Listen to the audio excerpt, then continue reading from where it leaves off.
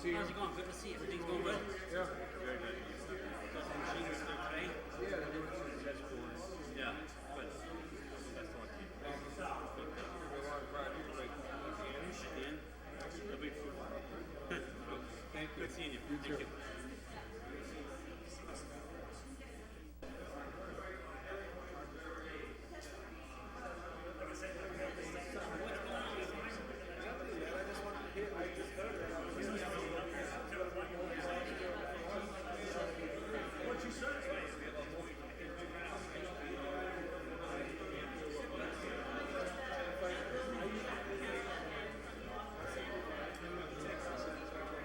I know, I got all my crap in my bag. I'm just.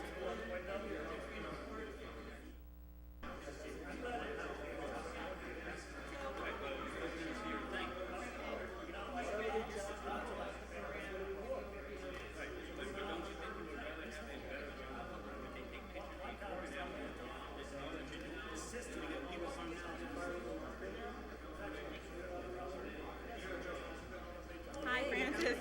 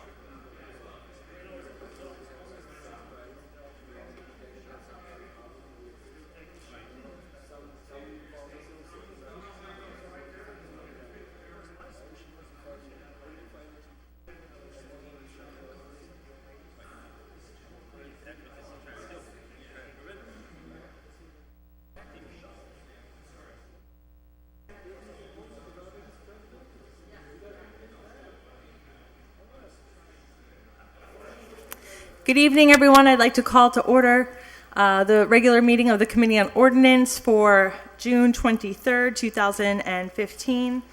Members present are myself. I am the chairwoman, Rebecca Lisi, Councilor at Large. And then from my left, we have Ward 3 City Councilor David Bartley, Ward 7 City Councilor Gordon Alexander, and then to my right, City Councilor Linda Vacan, representing Ward 5. And there's no other councilors here this evening. The first item on our agenda, I don't have an agenda in front of me. You can borrow this. Thank you.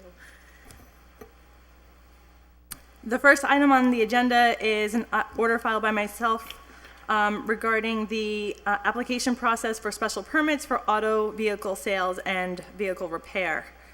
Is there a motion to take this up off the Motion table? to take up item 1. Second. Motion has been made and seconded. All in favor? Aye. Aye. So moved. So we received an opinion from the planning board on this matter that was before us previously as a joint public hearing. And they write, please be advised that at its May 26, 2015 meeting, the Holyoke Planning Board discussed the above referenced amendments to the zoning ordinance after consideration of all the information and testimony presented during the public hearings on October 28th, November 25th, January 13th, February 10th, March 10th, and May 12th. The board voted 4-0 that the proposal has no zoning ordinance changes and recommends to the Ordinance Committee of the City Council to accept the draft documents, quote, instructions for filing a special permit, motor vehicle sales, section 7.2.13, and quote, instructions for filing a special permit for motor vehicle sales repair, section 7.213A, to be submitted to the clerk's office for review. The board found that although they had no statutory role in amending the city clerk's office documents, the amendments to the applications and the process were drafted and offered by the board. So, just to give everybody listening a sense of what happened here, we have been charged as the ordinance committee in the past to deal with motor vehicle sales and repair special permits. And we kept on running into problems with applicants not filling out the paperwork properly and belaboring the process of being able to approve motor vehicle sales and repair special permits because the information that we needed to make a decision was not readily available in those applications.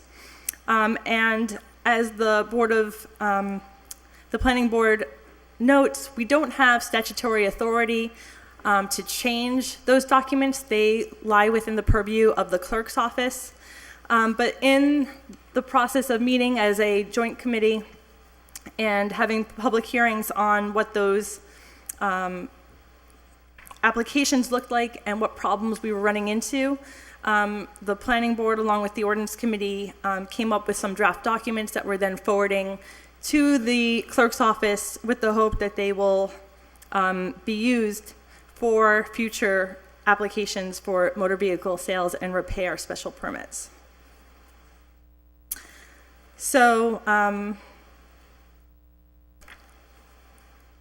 think on that, if there's any discussion, I'm happy to discussion, or we can move forward on the recommendation. I would make a motion that does anybody have one? Make a motion that the order itself was complied with and that we forward these recommendations on to the clerk's office for adoption. Second.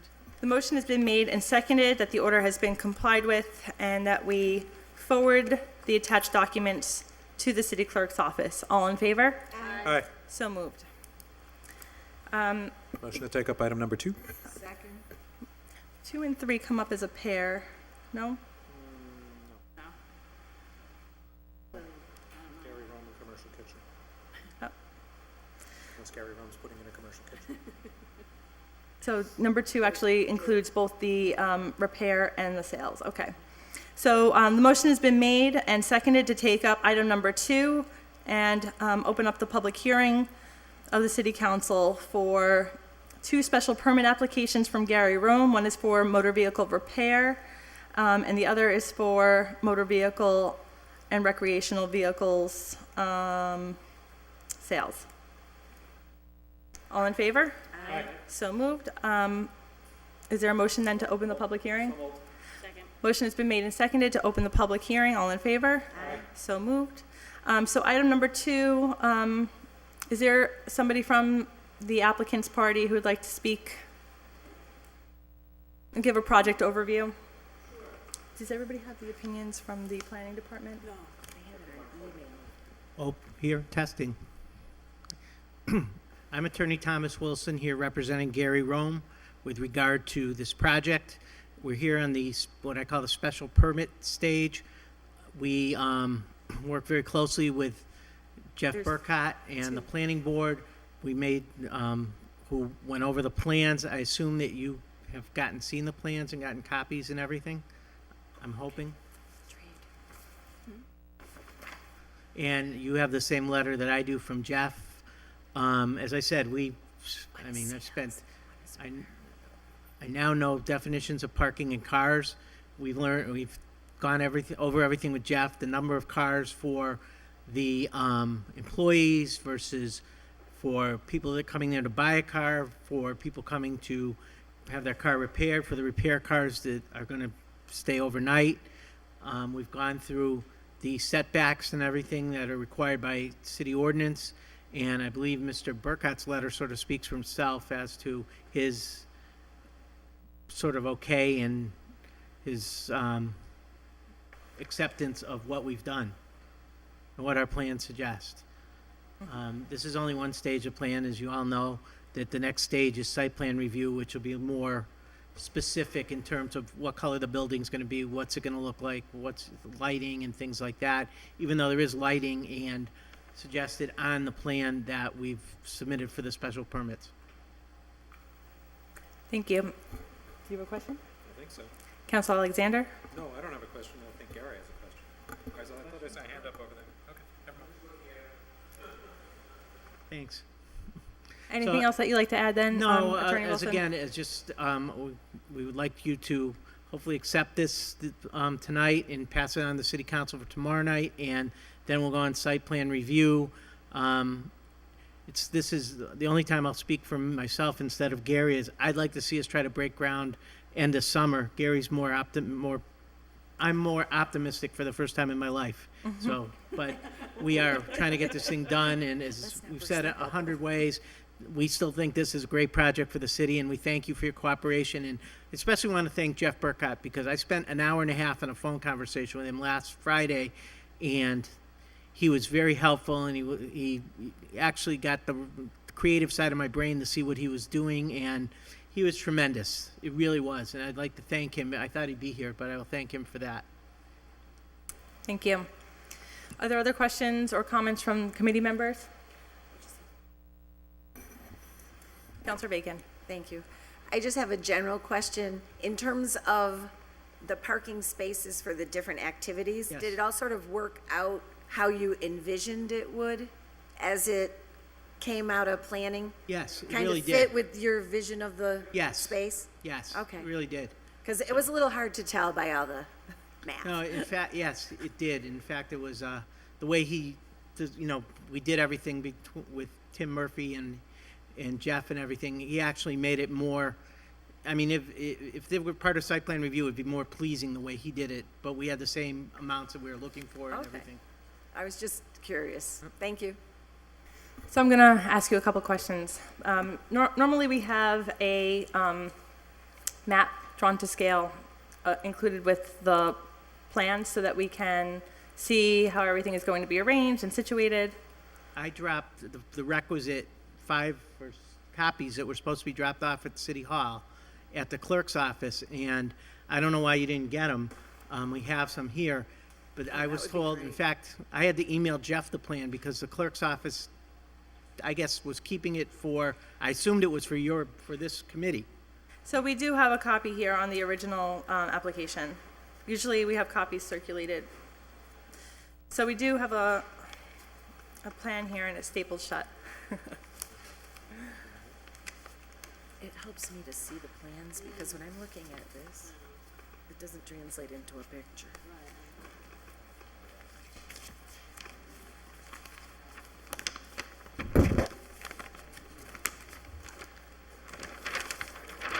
Sorry.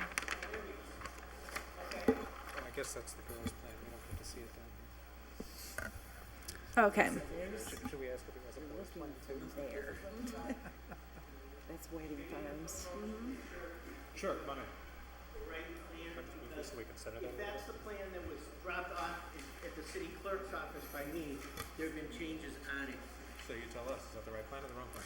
So we need to turn a mic around to you so that we can hear this. I think that, thank you. See, here's your table over here. It tells you exactly how many employee spaces and service, customer parking, sales parking, new and used inventory. It's all listed there, and it's based upon how many employees will be there, their shifts, And then the number of service parking spaces is based upon the size of the service facility, and for every, was it 4 spaces? Places, Right, right. you need 3, for every 4 vehicles, you need 3 spaces. So, right, That's open. yes. Right, And this is on the Farnham side. that's right. Yes, Yeah. and Your there, repair parking is away from. Repair parking is actually away from the residents in the back. This is the new spot, because this is the new The plan. dumpster. Because the That's dumpster what is this- over here. Is Right. listed. And we've created a secured fenced area back here with 2 sliding gates right here. we have our setback feet from the city, from the limit, and then the 5 5 feet. feet. That's back. 30 feet from the street. And 5 feet back from the line for parking. So we're 30 feet of landscaping from the 30 street? feet of landscaping here, right? Yes, Well, there'll be, From the there'll be actual grass, 30 feet of green, yeah, yeah. yeah. Right here, and then you've got your curbing, and then the cars will be parked 5 feet from the curb, right? Okay. right, 5 feet. 5 feet in from the curb? Yep. That's the cars have to be 5 feet green, from the green. I'm sorry, from the green. Yep. Yeah, it starts, here's your 30-foot There has to be a buffer. Then there's another 5-foot buffer that's required. So it's really a 35-foot buffer. So what's the 5-foot buffer made of in your concept here? Is it paved? No, it's It's paved. paved, right. Or paved, yeah. So, And this will all come out in site plan review, I realize, but we probably won't be sitting there necessarily. What is the fence design proposed as? It's black vinyl. Like chain link? Yeah, Vinyl coated yeah, chain link? vinyl coated chain. yes. And this is. This will be over screened here too. Is to remain undisturbed, or this just This is happens for a to be future undisturbed today? project. It's undisturbed now. I'm sorry, I'm trying to distinguish between these two. Which two are you talking about? This is existing undisturbed meadow Right. and existing undisturbed buffer. Correct. Does the buffer Right. stay undisturbed? Yes, no, I don't know the answer. No, this is undeveloped right now. Right. This is existing trees and things, and then this is the current, like the cut grass. That's I it. see. And- I see. in the- So all of it is eventually proposed as part of the next phase? Yes, whatever. yes.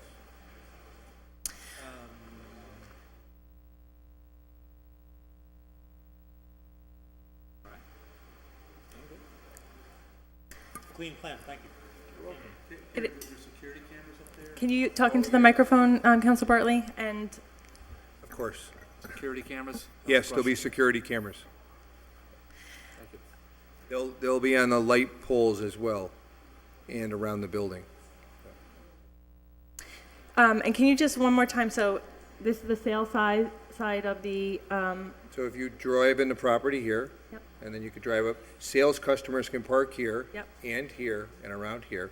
And then if you're coming in for service, there's service drive here, you'll drive into the service department right here. And then the cars that are being worked on will be inside here, and the cars that aren't being worked on, service cars will be parked back here. I see. Right. And inventory is in the back? Inventory's in the back. Right. And in the front. And in here too. This Yeah. is in- Yep. Oh, that's Yep. inventory. Right. Okay, so everything is clearly delineated. The amount of parking spaces seem to match the requirements for the different uses that are delineated on the site. And the sales and repair for this site, the numbers that are being generated are just for the square footage that's being used inside of the dealership. That's right. Correct? Yes. And if you were to do any future work on this other undeveloped land, you'd have to come in for additional permitting. Yes. Okay, just want to make sure that that's clear. Any other questions from committee members? I just have one.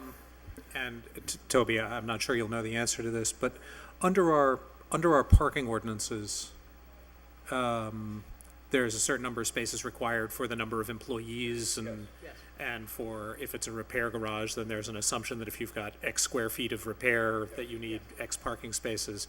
None of that really addresses new cars. And your new car inventory, of course, is sitting outside where it belongs.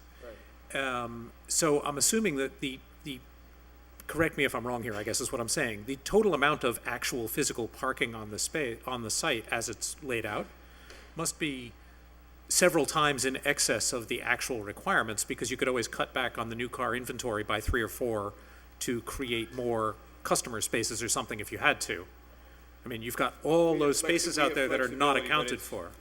Tim, how many square feet in a parking space? It's like 18 by 10. It's Yeah, 300 310. square feet, right. 310 is Right, the standard, 310. yeah. So we've got 310 for all these, and then we have the appropriate space for the aisles.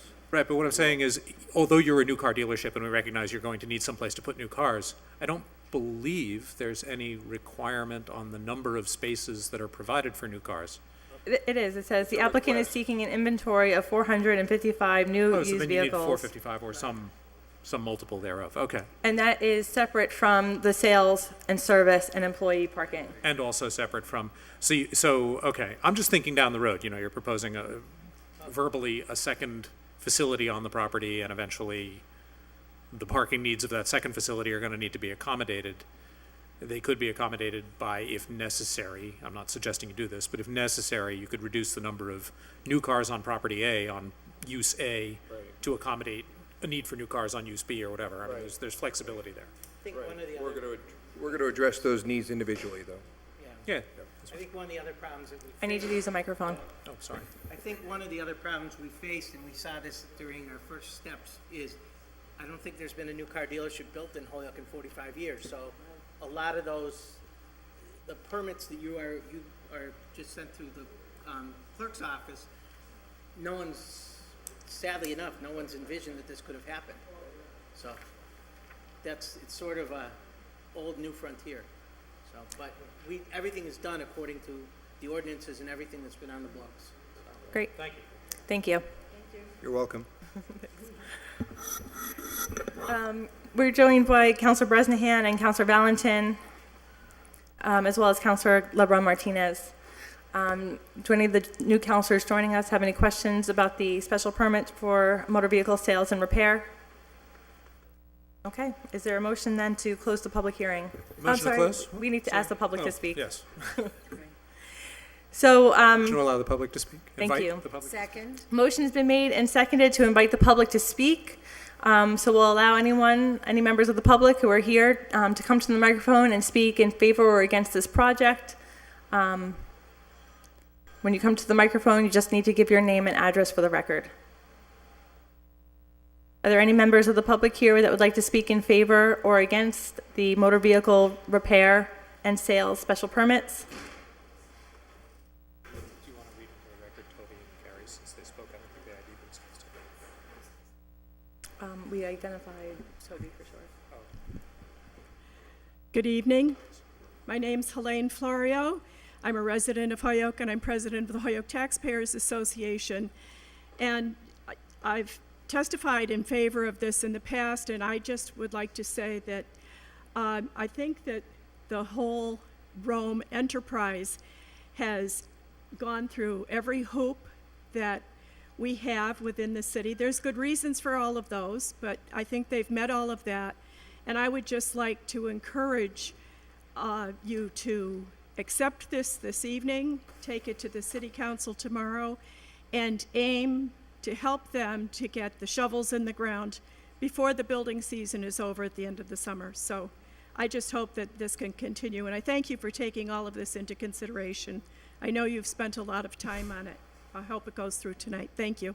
Thank you. Anyone else, any other member from the public who'd like to speak in favor or against the special permit, motor vehicle sales and repair? Hello, You could turn the microphone up so it's easier for you. James Lavelle, Holyoke, Mass. Your street address, please? Excuse me? Your street address. 200 Whiting Farms Road, Holyoke, Mass. I own JP's Restaurant, and I'd like to speak in favor of Gary Rome's special petition. I think enough time has gone past. You've had enough examination of this. I can only say to you one word: pass it. Thank you. And one last call. Is there anyone who would like to speak in favor or against this project? Motion to close the public hearing. Second? Motion has been made and seconded to close the public hearing. All in favor? Aye. Aye. So moved. Motion to recommend issuance of the two, I guess it is, special permits by the full council. So we're taking them up as a package, essentially. So the motion is made and seconded to take up the special permit for motor vehicle sales and also for repair as a package, and to vote on them and to give a positive recommendation to the full city council. All in favor? Aye. Aye, so moved. That's a 5-0 vote in favor of both special permits. 1, 2, 3. And Gary, just to warn you, you do have one more hoop, which is site plan review. So be aware of that one. Thank you. Thanks for, again, submitting a really clear plan, easy to read, easy for our planning department to give us some clear recommendations for how to proceed.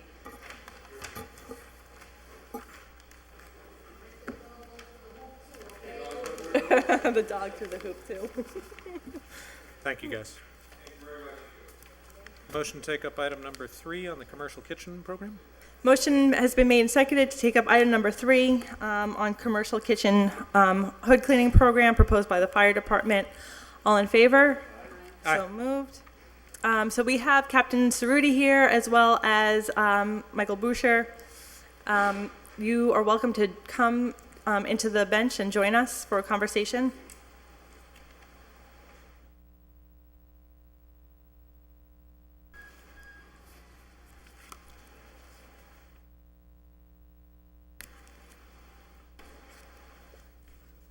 It's great. Welcome. Thanks for coming down this evening. So recently, Mr. Boucher approached me about helping to create a permit that would allow the City of Holyoke's Fire Department to permit and fine for the grease buildup in commercial hoods, to make sure that we are not creating fire hazards and jeopardizing grease fires igniting, and that I understand to be both dangerous and difficult to put out. So I would defer to either Mr. Boucher or Captain Cerruti, whoever would like to give the overview of what the program entails, what you're envisioning, and how you see the ordinance moving forward. Basically, the reason we'd want a permit for the contractors to apply for a permit for the city is the way that we know when they're going out to clean these commercial kitchen hoods. Any restaurants that create grease-laden vapors in the city have exhaust hoods in them to take up the grease-laden vapors, and they, according to Mass General Law, NFPA 96, they need to be cleaned on a schedule determined by what type of cooking they do and the quantity of cooking they do. What we're finding is when we go out and do inspections, part of our code is that we inspect these hoods as well and make sure that the job is being done to the standards and to the code. And I'm finding that most times it's not. So first of all, it's a life safety issue. Some, not all, of the contractors that are doing this are cleaning mainly where you can see. Pull off the filters, we're the business owner where we can see, and if we don't get up in there with cameras and stuff like that, you can't see the piles and piles of grease that might be inside the exhaust system 10 feet up, things like that. So if they were to pull a permit with us, I know that A, B, and C duct cleaning went out to this particular restaurant on this date. I can follow up with that and make sure they're doing the job they're supposed to. So one, it's stopping any life safety issues because I'm making sure they're cleaned the way they should. Second is stopping any injustice to the actual restaurant themselves. These people are struggling as it is. They're paying these hood cleaners lots of money, anywhere from $400 and up, to clean their exhaust systems, and they believe they're getting a certain service. The business owners realize that they have to be cleaned to NFPA 96 standards and to the fire code. So they're assuming that it is when these people give them the bill, their work order, they put a sticker on it saying there's no deficiencies, and they leave and plan on coming back when they're supposed to again later, when sometimes it isn't. So we come in, we do an inspection, it's not to code, but yet they just had it cleaned. They don't understand, I just had it cleaned. Show them the pictures, and they realize that they didn't get the service that they paid for.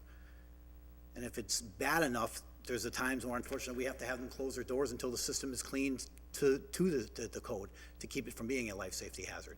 We don't want to do that. That's why we want to start holding the hood cleaners accountable. And by having a permit to do that, that's the only way we can keep track of when they're going out and cleaning these establishments. There's roughly 236 food establishments in the city.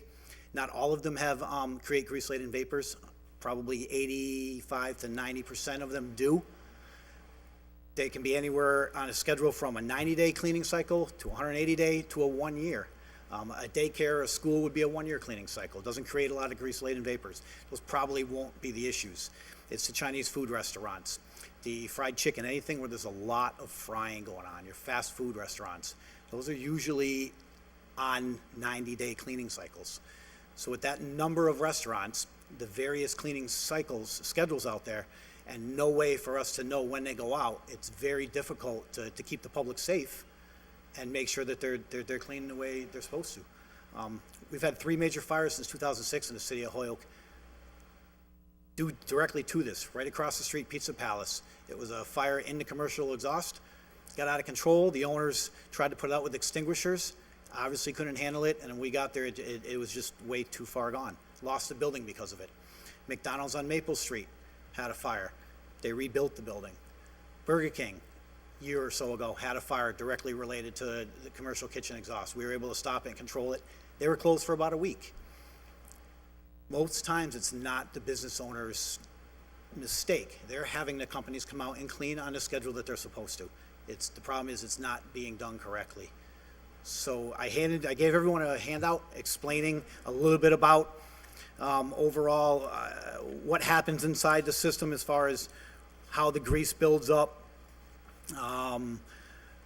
what percentage. The NFPA states that 55% of structure fires in eating and drinking establishments begin in the kitchen and the cooking areas.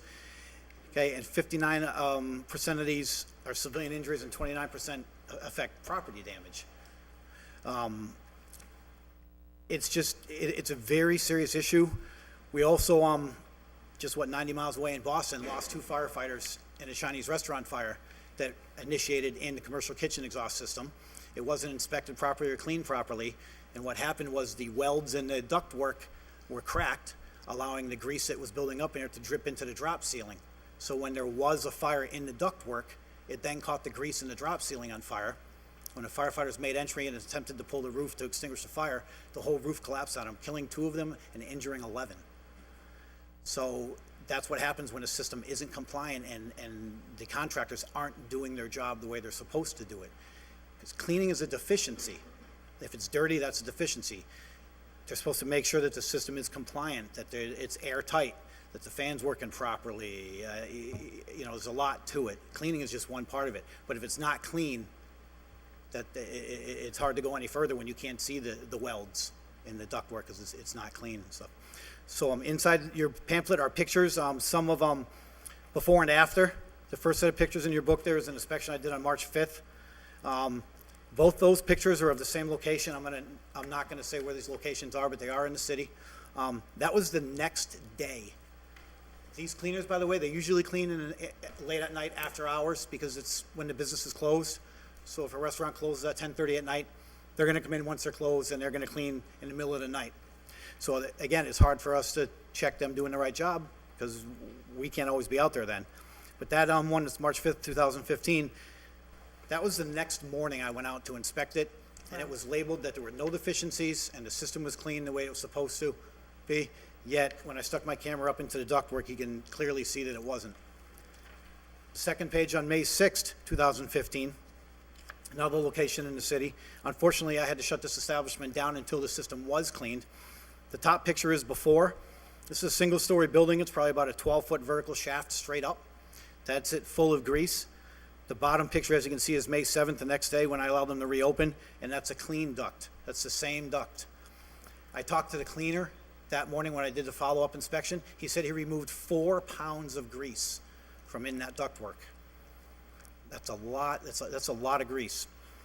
And the next set of pictures should be a set of suppression tips. In the pamphlet, you'll read about suppression tips and how the suppression system works, and it speaks of if the tips are soaked and dripping with grease, that there's a chance they're not going to work properly. It's a picture of some tips that are soaked and dripping with grease. And then the last set of pictures on June 2nd and June 11th. This is just the past couple weeks I've been dealing with this issue. This is the restaurant in the city. June 2nd picture is the initial pictures. That's a horizontal ductwork.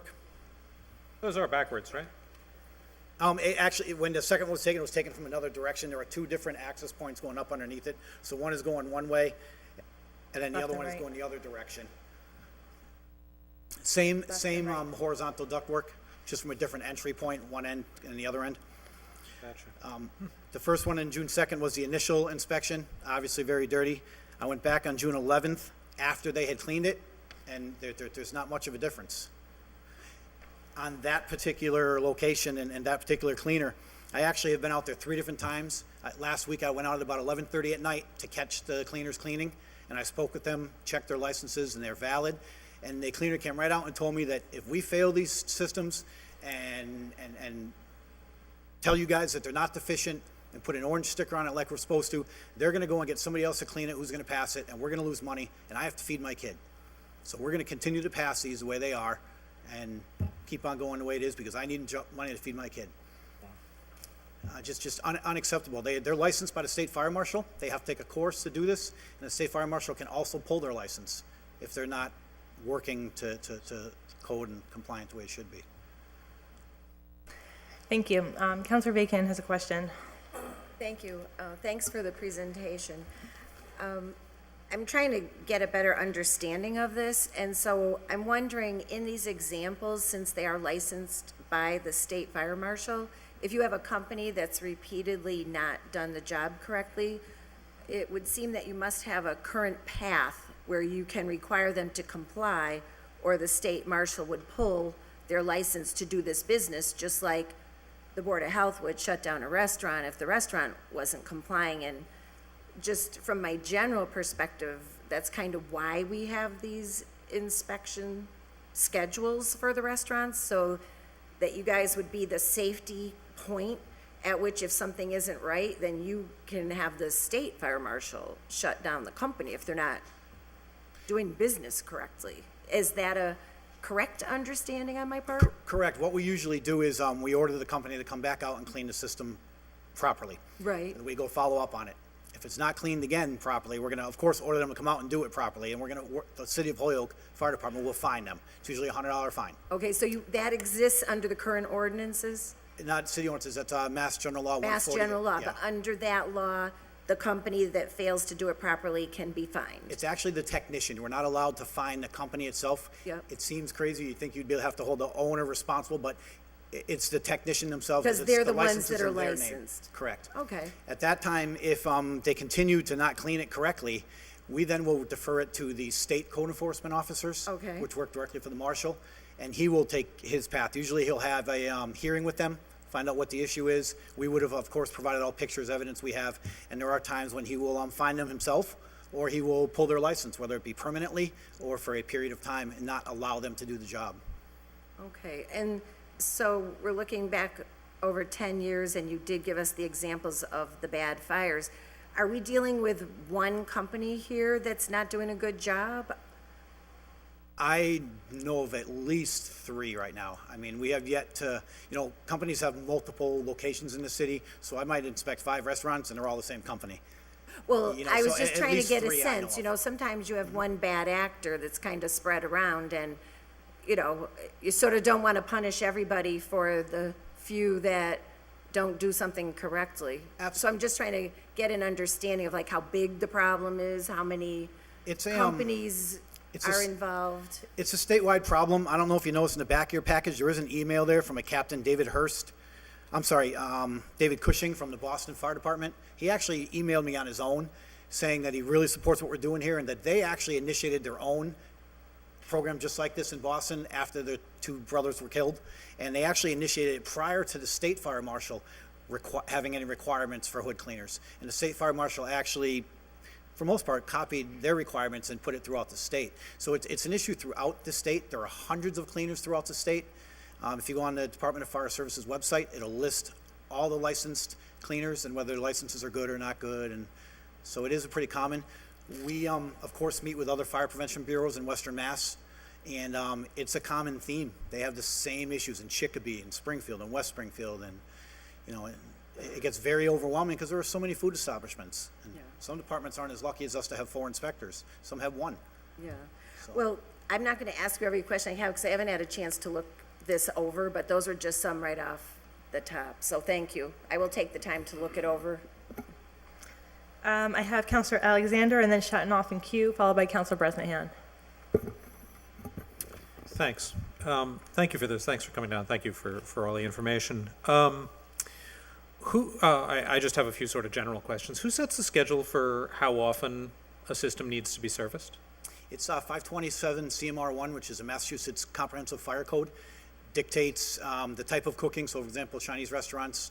So that says Chinese restaurants every 3 months, fast food every 6 months, Oriental whatever. cooking, Asian cooking, yes, 90 Okay. days. It's really on the volume. We did an inspection at the mall at a restaurant with the code enforcement officer. They were on a 180-day cycle. When we did the inspection, they had so much grease buildup that he deemed they needed to change it to a 90-day cycle. Because Okay. it obviously wasn't enough. And I could probably ask Jen this, but does each operator then know what their cycle, I mean, is like part of getting their Yes. business permit or whatever, that they know what their cycle is supposed to be and what their cleaning regimen needs to look like? Yes, it is. When the cleaners do it, they have to affix a label to the hood that's, the information on it is mandated by the state fire marshal, and part of the mandate in that is what their cleaning cycle is. So they have to punch it out, and it'll be punched 90, 180, 360. It'll be Gotcha. punched the date that the last cleaning was, et cetera. Gotcha. And is there any way to enforce that, or is it? That's what we're trying to do. We have to Do go out they- and we have to inspect the restaurants to make sure that they're having them cleaned. And most times they are. If I go and I see that their code has been cleaned within that 90 days. But I have to actually. I'm sorry, how do you know it's been cleaned within 90 days? I guess that's my The question. sticker will say it. It'll say the last inspection date. So if I'm Gotcha. there and Okay. it's within 90 days, then it's been cleaned. And do you typically inspect after every service, knowing what that cycle is, or you do an annual inspection or a random inspection or whatever your There's normal? no set routine now because there's such a variety of schedules. Okay. So that's what the purpose of the permit would be, is when that contractor pulls that permit with us, they're going to clean ABC Food House. Okay, now we know when they're done with it, we're gonna go inspect it, and then it's done. So we know when they're cleaning them. So we're right there after them, making sure they did it right the first time they cleaned it. Instead of, I walk into a restaurant, random inspection, check it, they just had it inspected, but I look inside to make sure it was done right, and it isn't. Now I have to have them call the contractor out again to do it right, and obviously the restaurant owner gets mad at me because they just had it done, but they didn't realize it wasn't done properly. It's still putting them at risk. Sure.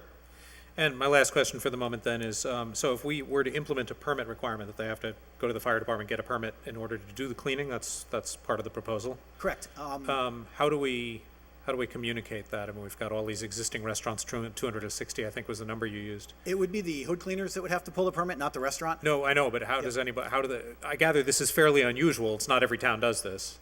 Correct. I know the. So how do we tell people they need to do this? The fire department, we would send out a letter to all licensed hood cleaners in the state of Massachusetts. Sure. If you're gonna clean it. That oil, answers my question. Thank you. You're welcome. Counselor Shatnoff. Thank you, and thanks, guys, for coming down. And I own a restaurant, so I know safety comes first, and I totally agree with the premise, but I'm also a business owner, and when I see dollar signs, I have to think of that side too. And though it's a contractor that's gonna be charged for the permit, I know in my head that just means my bill's gonna go up when they come clean it. So where did the $25 come from? That's a standard permit fee in the city of Holyoke. We charge either $10 or $25. We're actually the lowest in Western Mass. Other communities around charge 50, which is the maximum allowed by Mass general law. So it was either 10 or 25. So it just fell into the category of what we usually charge 25 for: maintenance on systems, cleaning. So your plan is you guys will know when the permit's pulled, and then you'll go and inspect the place and make sure it was cleaned properly? Correct. I'm not sure if you had the original handout that I gave Councilor Lisi. Yeah. They pull the permit. Yep. They have to pull it so many days prior to the scheduled cleaning. We'll know when that is because it'll be on the permit, the information. And then sometime after they're done with the cleaning, hopefully the next day or so, we'll go out, we'll inspect it, and they have 5 days to submit to us before and after photos of their work to protect them. They're gonna show us what it was prior to them cleaning, and then what it was after they were done. So then, if I go out and I take photos of the same exact areas, which we will, and they're different, well, something's going on then. So they're trying to pull the wool over our eyes. If not, then everything's good. They did exactly what they're supposed to be. Won't see them again until the next time they clean a system. Now, right now, like for my restaurant, for example, I don't have the big hood, but I have an auto fry. The Ansel system's intact, and it gets inspected twice a year. The Board of Health comes in once a year to inspect my business. So they come in, they make sure all the things are tagged. If they're not tagged, do they let you guys know? they're supposed to, they're obligated, all of us are obligated, if we find anything that's out of our jurisdiction but within somebody else's Board of Health, Building Department, Electrical Department, we're supposed to notify them and make them aware. Sometimes they do, sometimes they don't. You know, there, sometimes when you're looking just what you're supposed to be looking for, you just don't see other things. Right, okay. So will you guys have authority to fine these technicians if the hoods aren't cleaned too? Yes, under Master General Law 148A gives us the ability to fine them. And just to be clear, you already have that ability? Yes, we've Whether had or not the that. permit exists? Yep, the only real reason I'm here is that I checked with the State Fire Marshal's office, and there's no issue implementing this program, but if we want them to be able to pull a permit, it has to be a city ordinance that the permit be on our schedule for permits. So we already do this already. Okay. All right, that's all I have for right now, thanks. Councilor Bresnahan, then Councilor Bacon. Thank you, Madam Chair. Gentlemen, thanks for coming down. We had a brief discussion about this, Mike, last night, you know, and I think it's a great idea. I have no real issue with it. My only concern is the permit fee, because what happens is, like, right now, you know, it's $25. 3 years down the road, it's going to go up to, it can only go up to $50 as a cap. Is that what I'm understanding? According to Mass General Law, yes. Okay. Now, the Board of Health just went up on all their food permits, and they did that, their fee schedule, they do that through their board. You're creating a law that your Board of Commissioners couldn't, you know, make a permit fee schedule, like the Board of Health makes a permit fee schedule for all the licenses that they have. It has to go through an ordinance. Yeah, according to Mass General Law, the fire department can charge permits, require a permit for whatever we like, but if there's going to be a fee associated with it, it has to be adopted by a city ordinance. And if I could add, Counselor, all restaurants now already pull permits for everything. You pull permits when your fire alarms get inspected, the contractor pulls a permit with us to do that. When they inspect your sprinkler systems, when they inspect your ANSEL systems, they already pull permits. There's a schedule of permits there that I gave you that the fire department requires. So a contractor that does any work for you has to pull a permit with the city, the building department, the electrical department. So there's a $25 permit fee is I guess it comes down to... You're hitting the nail on the head, is that they're getting nickel and dimed for everything that they're pulling. I mean, every permit that they have to pull, they have to pay a fee for. I mean, if you were to do a fee, I'm against a fee, I'm for the ordinance, I'm against a fee. I would rather see that fee going into some sort of revolving fund. I mean, it's not like, you know, the Board of Health, the fire department, the police department are not in the business of generating money. They're in the business of protecting lives, of protecting health and saving lives. So I just don't think that, charging the $25, that's really the only aspect of this I'm against. So that's something I'd really like you guys to think about. Like, I mean, if it was a $25 going into the general fund, you guys are not seeing a nickel, a penny of that. If it was going into the Holyoke Fire Department's revolving fund for education, for, you know, new vehicles, for new uniforms, anything along those lines, that might be an easier pill to swallow, because, like I said, all the permit fees are going up. I mean, we're just not here to generate money. You brought up that email from the Boston captain. In it, he talks about how that IKEA, I know it's not what it's IKECA, the international cleaning. Now, is that something that you guys are going to do as well? Chief Pond likes the idea. Yep. We're going to talk more on that. That's not anything that has to be an ordinance, whatever. Okay. That basically would just mean that if the chief decided that if you're going to clean hoods in the city of Holyoke, you need to have that certification, or we're not going to allow you to do it. Right. Yeah, because It's thought about they it. actually have to be licensed with that organization to do the cleaning. Correct. They have to take an exam through them, get the certification process through them, the same as getting certified through the state fire marshal. So when they would actually be certified twice. They still would have to take the state exam, but if we required them to take that particular association, they would in order to work in Holyoke. The chief hasn't adopted it yet, but we just talked yesterday, and he actually likes the idea of it. Because there are very high standards at association, so in order to even pass that exam, it's very difficult. Okay.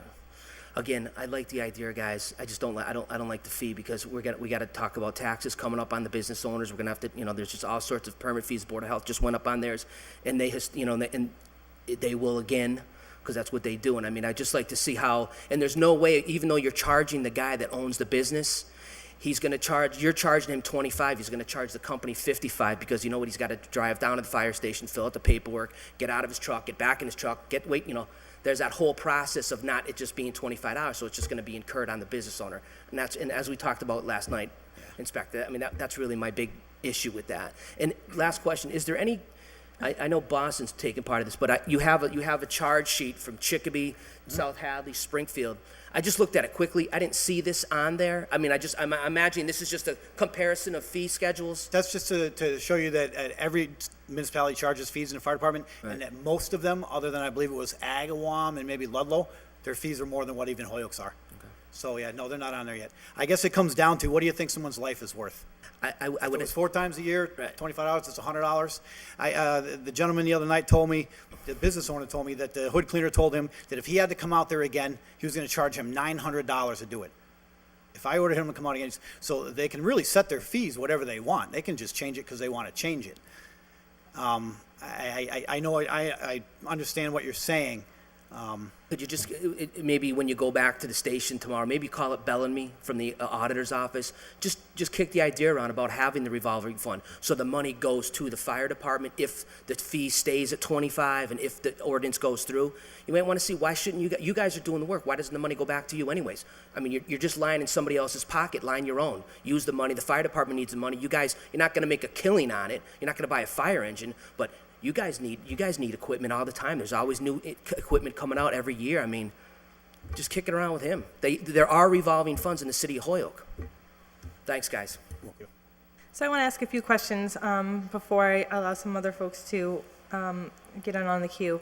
I think Councilor Bresnahan raised a good point about the ordinance, and from what I understand, I know that you included a lot of conditions in the ordinance, the draft ordinance that you had sent me and that we went over. But the way that I understand it is that if we want to charge a fee and create a permit, we just need to add it to this list here. We don't really need to create all the dimensions by ordinance, and it actually allows your department more flexibility into the future. If you want to make amendments or changes, you don't have to come back before the council to make ordinance changes. We say there's a permit, there's a fee, and you guys get to control what that looks like, as opposed to having to ordain each different dimension of that. Absolutely, that was my goal. I gave you all the information so that when we came to you and you're like, well, what do you need a permit fee for hood cleaning? It was, well, this is why we're starting this program, and that fee is going to be associated with this program. I wasn't looking that you make everything in there an actual city ordinance, because we can already do it under Mass General Law, which supersedes any city ordinance anyways. Yep. So it's just, we're looking to allow you to put the fee into the fee schedule. Yep. So additionally, what is the most frequent cleaning schedule? 90 days. 90 days. So that would be 4 times a year. So then that's where you get that $100 number that you were kicking around before. So Correct. 4 times a year at $25, $100 for the hood cleaner, the contracting company, to pay to do the work. Correct. Now, I want to add that if they pull a permit to clean a system and they don't do it properly and they have to come back out, they don't pull another permit. That job is under that same permit. So I just don't want you to think that every time they come out, they pull it. No, it's that one time they pull it, and it's good until that next 90 days. And then finally, based on like the outline that you created for what this policy would look like, I know that there's a section on providing photos. And there's 2 issues that I have with the photos, and at the end of the day, it's going to be within your policy, so you'll be able to make the final decision, but I find that the photos can become a bit onerous and time-consuming for the contractor. Additionally, I feel that it's easy to mock up photos and to change the photos' content with Photoshop and other, photo-altering software.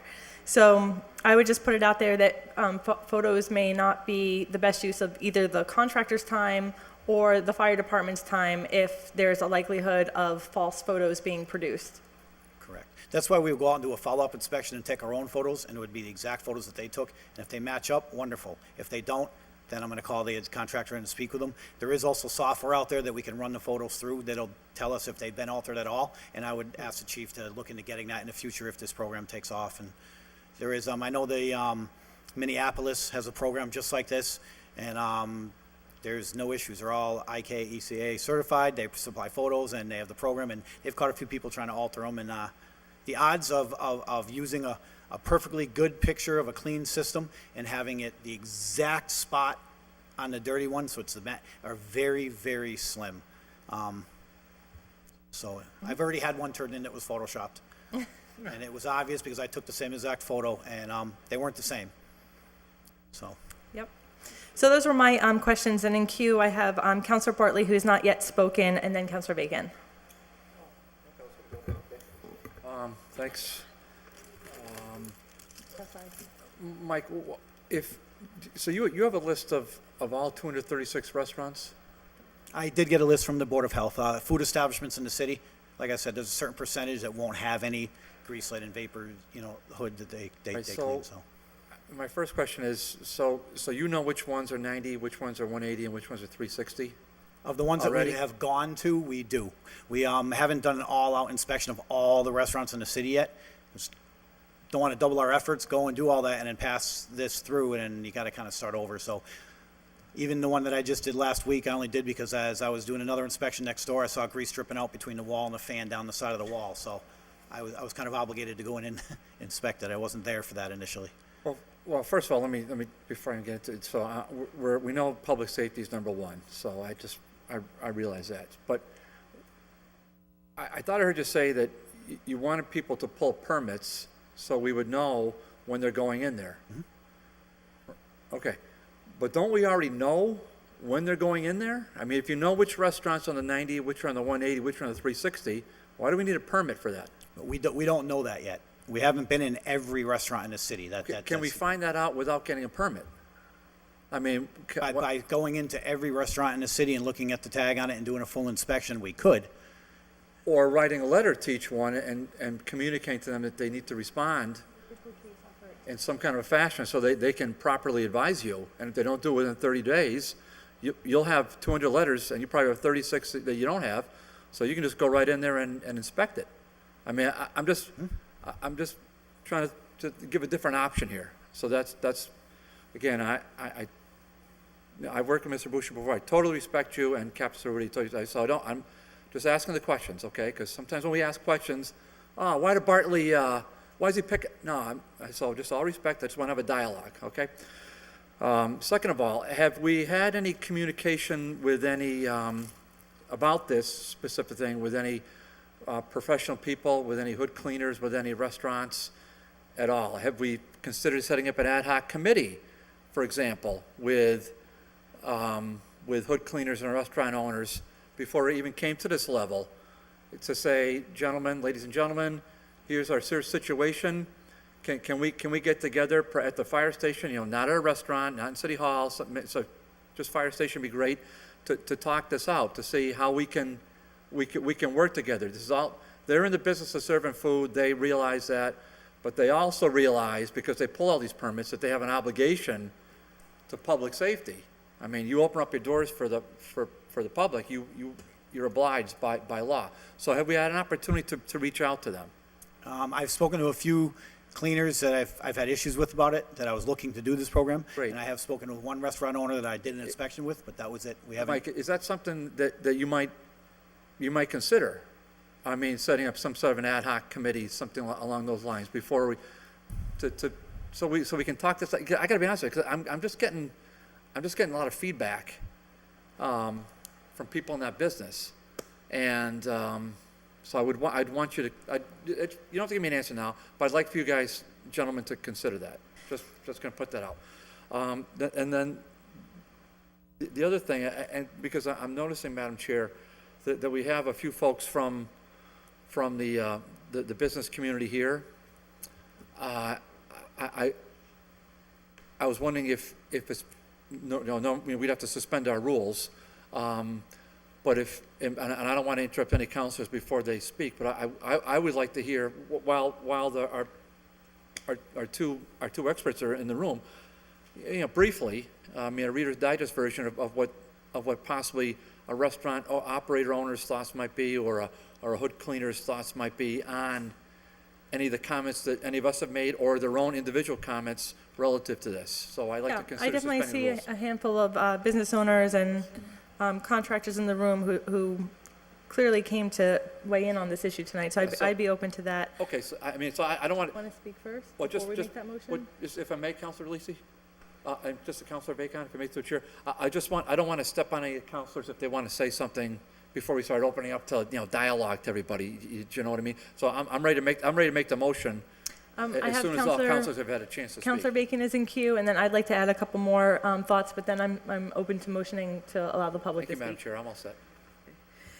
So to follow up on Counselor Bartley's question about the communication, as you were talking about knowing when things are happening, I mean, in a city our size, I don't think 236 is a huge amount of food establishments. And it seems like if we communicated with our restaurant folks and asked them to let you know when they've had their hood inspected so you can come out and inspect it timely, I'm thinking they would do that because they're already having to meet insurance requirements so that they can continue their insurance on their business. And they're paying a lot of fees for different things already. So I'm thinking that might help with you knowing their schedule. And the other thing I was wondering, are these hood companies currently paying any fee? Because it seems like some of the businesses are getting charged a permit fee, like maybe it's $10, not $25. Is there a different permit that they have to get or anything? We don't charge the contractors anything for cleaning hoods. If people do alarm systems or sprinkler systems, Ansel systems, then those are fees, those are different contractors. Would any other department of our city be charging any kind of a fee that you're aware of? Not that I'm aware of, Counselor. Okay, thanks. So that was just my thought, but I'd like to let the public speak. So the couple of points, thank you, Councilor Bacon. The couple of points that I wanted to make was, if I'm correct, you had mentioned earlier that if we were to pass something that created and established a permit, that you would have to then notice all hood contractors, cleaning contractors statewide of this ordinance, which means to the point that Councilor Bartley and to some extent Councilor Bacon raised, you'd have to have, if there's a stakeholders meeting, a conversation with all the licensed hood cleaners throughout the state. That's what that implies, right? We would send them a letter notifying them. They receive notifications from the state fire marshals all the time about different updates and information and things. It would be the same type of thing. We'd send a letter, we'd get the information from the fire marshal's office, their addresses, and send a letter out. As of this date, you'll now be required to pull a permit. We could also send one out to all the restaurant owners in the city, making them aware when their cleaner comes in, ask them, did they pull a permit? Make sure, that they pulled the permit before they did. Yeah, but I guess the point that I'm making is you have to notice everybody in the state. You have to notice all hood cleaning contractors statewide. So I think it would be difficult to have a conversation or a stakeholders meeting to see what their thoughts and feelings are on that program if you have to reach out statewide to all hood cleaning contractors. We've discussed that too. It might be hard to reach some of the hood cleaners, but if a hood cleaner did come to the city and didn't pull the required permits, and we did come across that hood cleaner, we'd just notify them that the city of Holyoke, if it was passed, does require a permit. There'd be no Penalty. fines or anything for that. It's just we find that obviously in our line of work, education is the best policy. And I just want to, make my point really clear. So, because if we pass this permit, you'd have to notice all hood cleaning contractors across the state. If you were to have a conversation in advance to bang out the details of that program with all of the stakeholders, that means you need to reach out to all the hood cleaning contractors to have a conversation about what this program might look like in advance. And that just seems really infeasible to a certain extent. It seems like if you have to reach out to all the hood cleaning contractors across the street to just have a conversation about what this might look like and what their feelings are and what they think would be good, it just seems like it's too broad a population to get a read on. And as Inspector Boucher pointed out, like this program is created already by state CMR. All we're doing is setting a fee, attaching a fee to it. So it's not a new program. The program is already running. The program is already being implemented in terms of the inspection requirements, and all we're doing here is creating a fee schedule and saying there's a permit with, a $5, $10, $15, $25 fee. We're setting the fee. It doesn't seem like there's much room for a conversation in advance of the policy, because the policy already exists, and it's just a matter of either passing a fee and a permit along with it or not. Correct. Everything that's in that program is from NFPA 96 standards and 527 CMR1, our fire code. The only thing that's not in there is providing us with photos. Everything else is the law. That is how they have to clean commercial hoods. That's how they have to inspect them. It's not an option. It's not our code, it's the state fire code. And then I would just reemphasize the fact that if the program is created by the state CMR, to have a local requirement that goes above and beyond the state CMR of producing those photos, I think that's where the program can become difficult and onerous for contractors, because they have to abide by a different set of rules in Holyoke than they would all throughout the rest of the state. It's like that in other areas of what we do as well. For example, home sales. Everyone knows you have to have a smoke inspection for a home sale. The code says you're allowed to have dual technology, which is ionization and photoelectric within certain areas. We require all photoelectric. So we get a lot of retailers that say, well, when I go to Springfield, they want dual technology, and you guys want all photo. We have that authority. It's called the AHJ. The authority have in jurisdiction has room to make the code more strict, but it can't make it less strict. And that's according to Mass General Law. Okay, and then I think we're all set. Councilor Bresnahan, Councilor Alexander, and then I want to allow the public to speak.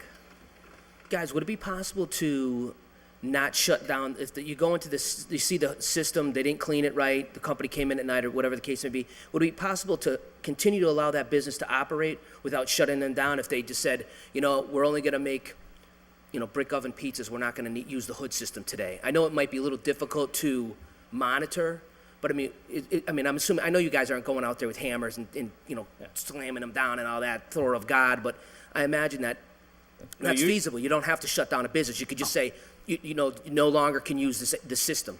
Yeah, and usually, like Inspector Boucher said, when we close a restaurant down, it's for a reason. It's usually, you know, if there is an issue with the hood, if they're in the middle of we've done it once before, where a restaurant was in the time when it was busy. It was lunchtime.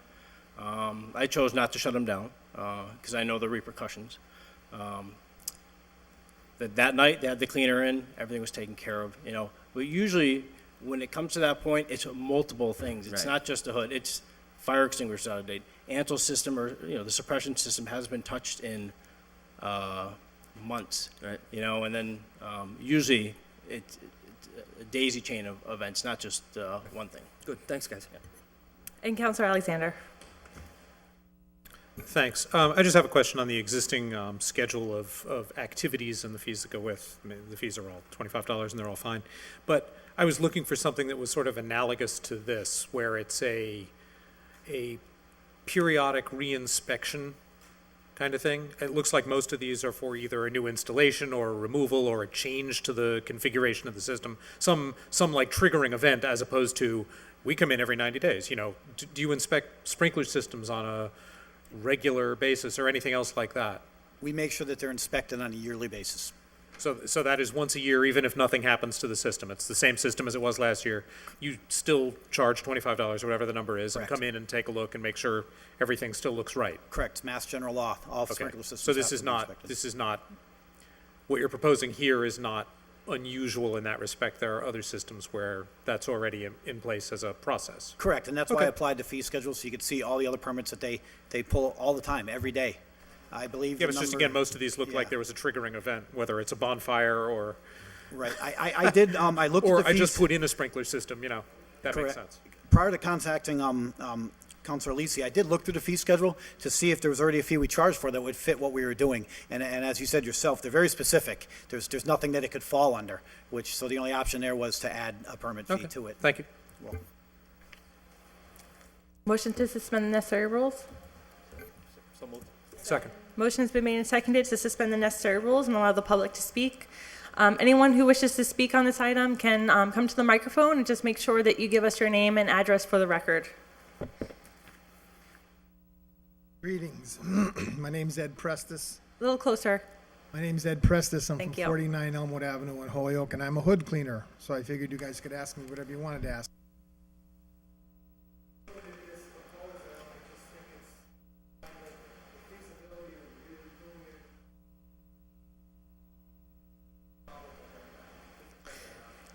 I think we turned it off in the It's still on. You just gotta speak into it. I don't think it's on. No, now it's off. I thought it was still on. There we go, all right. Okay, the scope of this, you have to understand something. We're talking about restaurants here. The codes ask us to clean any place with a commercial exhaust system. So we're not just talking about restaurants, we're talking about schools, nursing homes, bars with grills, grocery stores that have hoods. I got a list of them here. But there's, let's see, churches, they got hoods. The Elks, it's got a hood. Pizza places, hospitals, the mall, those are all, so you're looking at $25 coming from all these places. I'm a hood cleaner, but I'm a resident of Holyoke, and I'm leaning towards the restaurant side now, and I feel that it's another fee that they're going to add it on to something, because I'm going to charge them. I'm going to get charged $25. I'm going to charge the restaurant whatever I can. And then when they have photographs, they want photos on this. Well, if I like Tony from Dino's is here, he's got one hood. There'd be like 24 pictures. It isn't 24 pictures like this. You start setting up, and then your guys have to stop working, and then you take pictures. Then you get down, you go to the duct, you take the access door off, you take a picture of the duct. Then you take a picture of the fan closed, open, this, that. We're looking at 24 pictures for maybe a place like his. That's going to add about an hour to the job. I'm going to charge him for this. I'm not going to do this for free. I get to the Delaney house. They've got 5 hoods. How many pictures do you think that's going to be? You know, it's just kind of like, we're just hurting the restaurant owners instead of the hood cleaner that you're trying to reprimand. It's funneling down to the wrong people. And I don't want to see my fellow citizens of Holyoke just any more taxes. We need to just fine tune this. I'd be willing to go to the fire department and talk to those guys and work something out. For instance, here's something, you guys can ask me any questions you want, but like technically we're supposed to tell the restaurant how frequently they get cleaned based on this little device here. This is a measuring device. This one here is kind of like, it says it should be clean. It's about 1/8 of an inch from the bottom. If I look at that and there's more than 1/8 of an inch, I say, well, you got to get it clean more than we're getting it clean now. I do some places every 2 months, and I'm looking at doing them every 1 month because there's so much stuff in there. It's just, I want to do it right. I want to do what they want, but I don't want the restaurants to be charged for it. It's just not what it should be. I don't want to pay for it either, but I'm just telling you that I'm going to charge them. They're charging me. I'm going to charge them. I do a good job. The bad hood cleaners, it's like that fire in Boston. That was like 10 years of neglect, 20 years of neglect. The hood cleaner put on his report, can't access the duct because it's in the ceiling. So what happened? It burnt. Who are they blaming? Well, the hood cleaner. The fire codes say the owner of the system is ultimately responsible. Those codes are kind of ambiguous. We need to kind of fine tune what we're doing here so that they can be stricter. There's only, I think, 1 or 2 other states that took this as law. Normally, they're just recommendations. And recommendations are ambiguous. It's kind of like, well, you can do this, you can do that. They want us to have, the restaurants and the food service places, to have a reasonable degree of safety. What's reasonable? Whatever they decide. He might be more strict than the guy in Springfield. I just don't know. We want to do what they want, but they need to tell us. There is a change in the codes. I went to this meeting in Amherst. I got a hint of it, so I went. There were engineers from UMass, fire inspectors, and nobody else. They didn't tell anybody. It matters to me if the codes change because I need to adapt my business to that. We need to exchange information a lot better than we have been. Okay, let's see what else we got.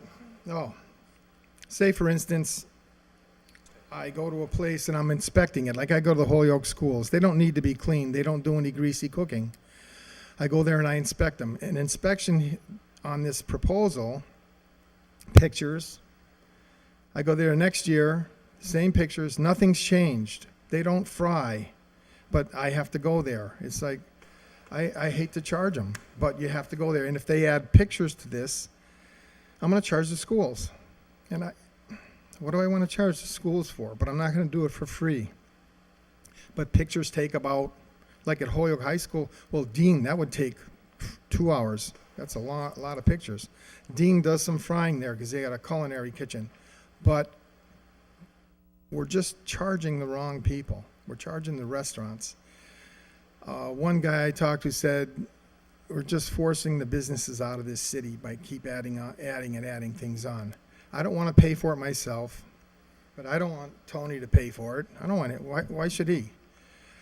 If he wants to know when I'm cleaning hoods, ask me. I'll tell him. I'll send it to him. I don't care. But like I said, the whole scope of this is there's a lot of cooking facilities, not just restaurants, nursing homes, Providence Ministries. They got a bunch of places up there where they serve food. They have to be inspected, cleaned, whatever. I inspect them.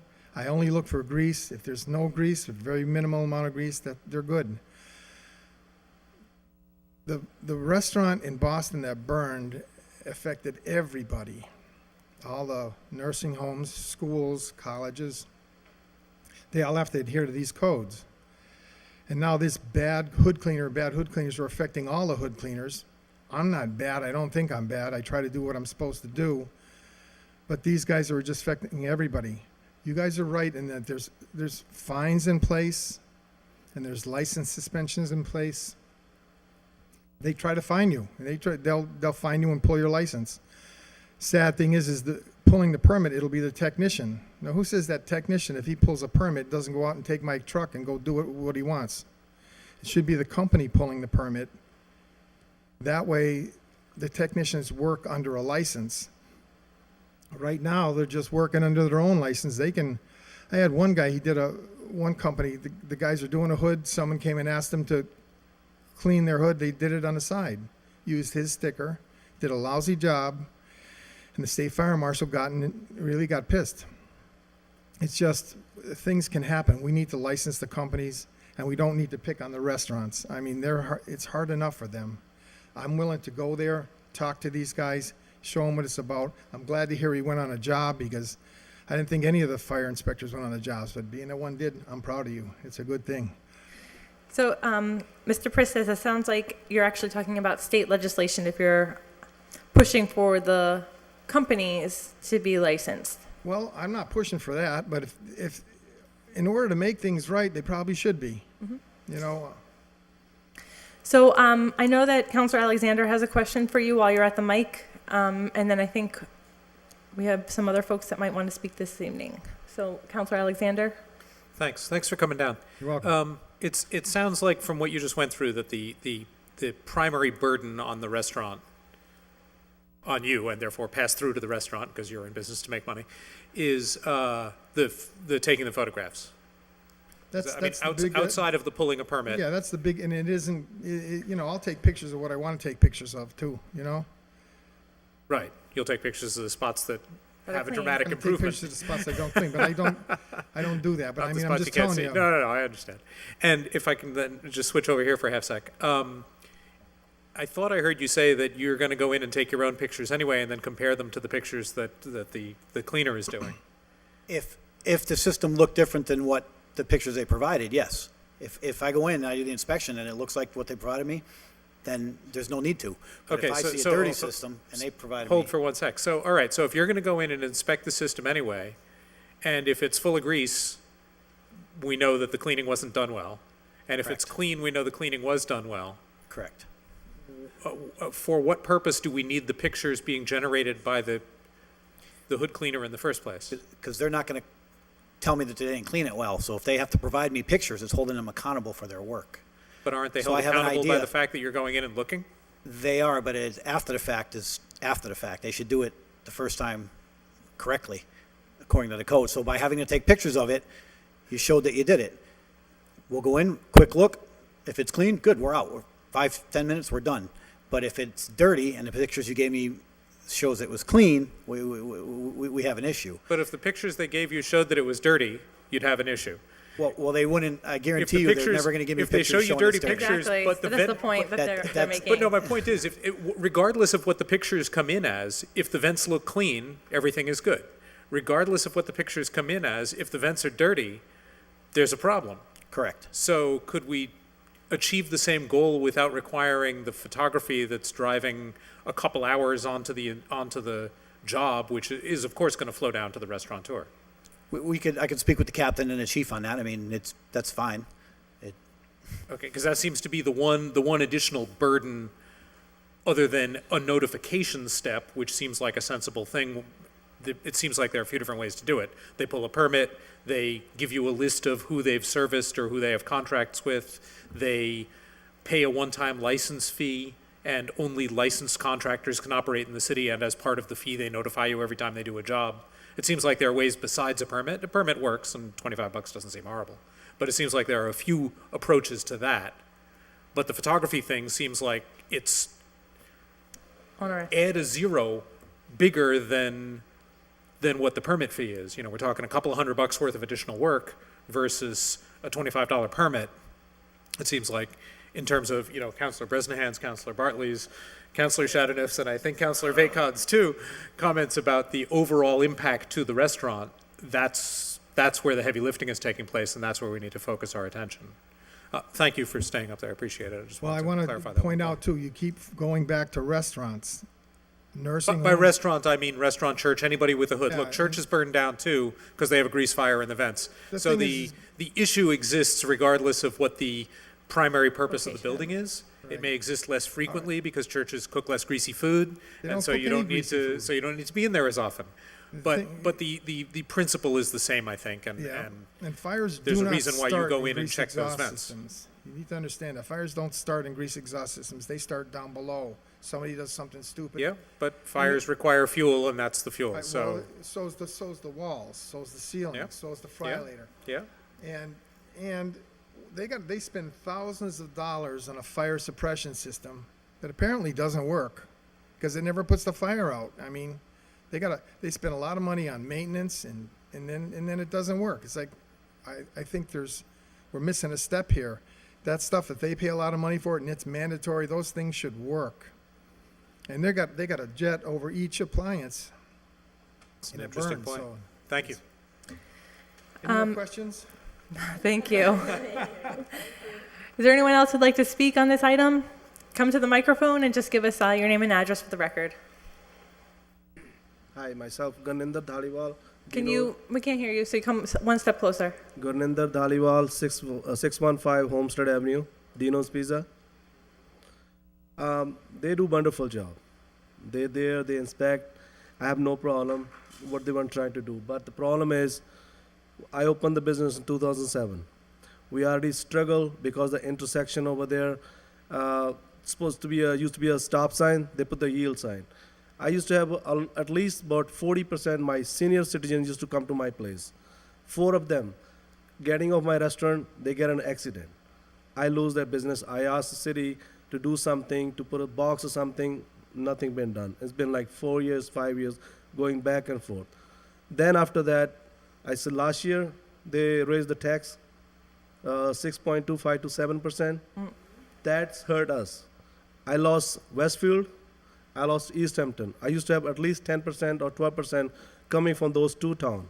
So I lost that business because they say, why should we pay 7% in Holyoke when we can eat in Westfield 6.25? So that's the second thing. Now, they're doing their job, they're doing good job, but my question is to raise up the fees on us. $25, like the fire alarm people, they do once a year, right? They charge $25 or $10 fees. For your fire alarm system? Yeah. Should be a $10 fee for $10 inspections. fees, right? So they do $10 a year. That's fine, but they don't spend any extra time taking picture or extra money. So my just concern is to extra cost for us. That's only my concern is safety. Yes, we are with you, because safety is for us to, first is us, we in the kitchen. You know, my guys and I'm in the kitchen, we cook all the time there. And we have to look for ourselves, look for employees, and look for our customer. Safety is first. But we got to think about the way as Holyoke is going. Every business is struggling right now. So that you guys have to think about it, you know, guys want us in the city or not? You know, either you don't want us, we'll go somewhere else. Because everything keep raising. One day we have to shut our door. We can't afford it. You know, one day the burger used to cost $6. Now it's $8, $9. Then customers say like, no, I don't want to pay $10 for lunch. We'll go somewhere. We go to McDonald's. We can't compete with them. Dollar menu. You know, so this is my concern, just the fees. So if you can have some concern about those, I have no problem. Thank you. So I'd like to ask our legal counsel a question. So Motion to suspend. Motion made and seconded to suspend the necessary rules. All in favor? Aye. Aye. So Attorney Payer, thanks for being here this evening. I know the Kara's busy and couldn't make it. But really, again, what's before us is the setting of a permit fee, adding it to the schedule to allow them to charge a fee for the permit. However, well, that's my question. Can they require the permit without a fee, or does all permitting require a fee for it to be quote-unquote a permit? And we'll need you to come to the microphone to respond.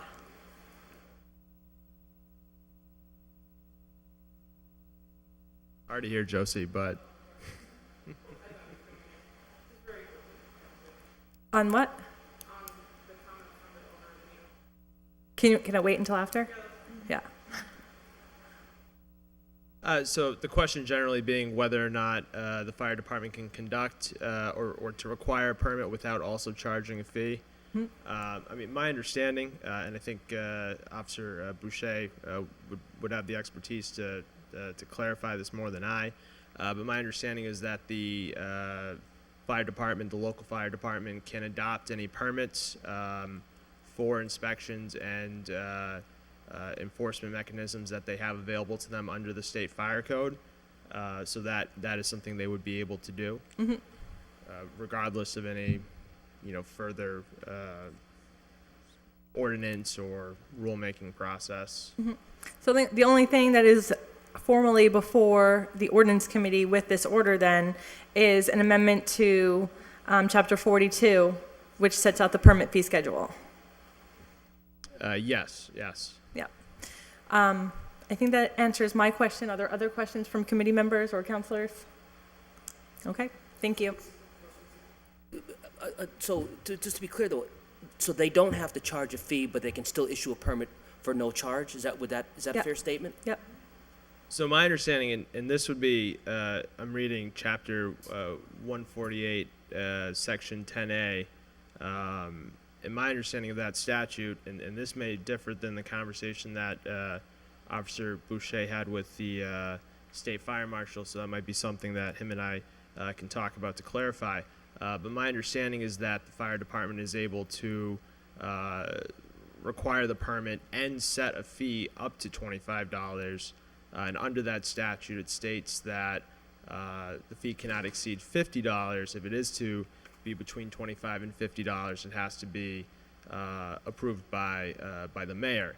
But for $25 and below, at least under that chapter 148, and like I mentioned, I could clarify with Officer Boucher after tonight's meeting. But that was my understanding of the statute.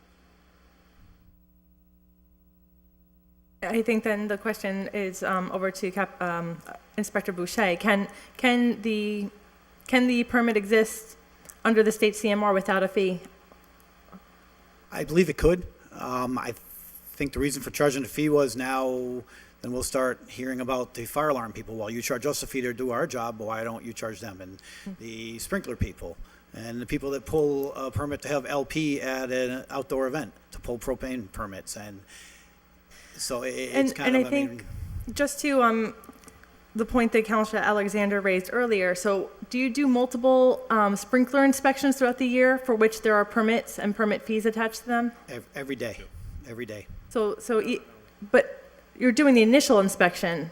Every time somebody works on any fire alarm safety system, sprinkler system, fire alarms, ANSEL system, Mass General Law requires them to pull a permit with the AHJ, and there's always a fee attached to it. Okay, but people pull permits for sprinkler repair, upgrades, maintenance, but there's not a schedule for maintenance in the same way there is a schedule for these hood inspections. There is, yeah. There is? Each specific fire alarm, through the fire department, we don't go out and do every inspection. We have probably about 1,000 or more permits we received annually. Some might just be for a routine maintenance or a routine inspection, which is required, so the contractor will walk through, visually check out the system. Anytime there's any major work, sprinkler heads being moved, relocation of fire alarm devices, that will require inspection. We do our plates full. We also cover a lot of the new construction. The Chestnut Park, any new construction. Yep. We do inspections in there. We try and catch any issues before the walls start getting closed up and stuff. So, but I just want to make that clear that we do not follow up on every permit that comes through. A lot of it is if a system is being shut down, that technician or that company is held responsible for if there's any deficiencies in the system after that work is done.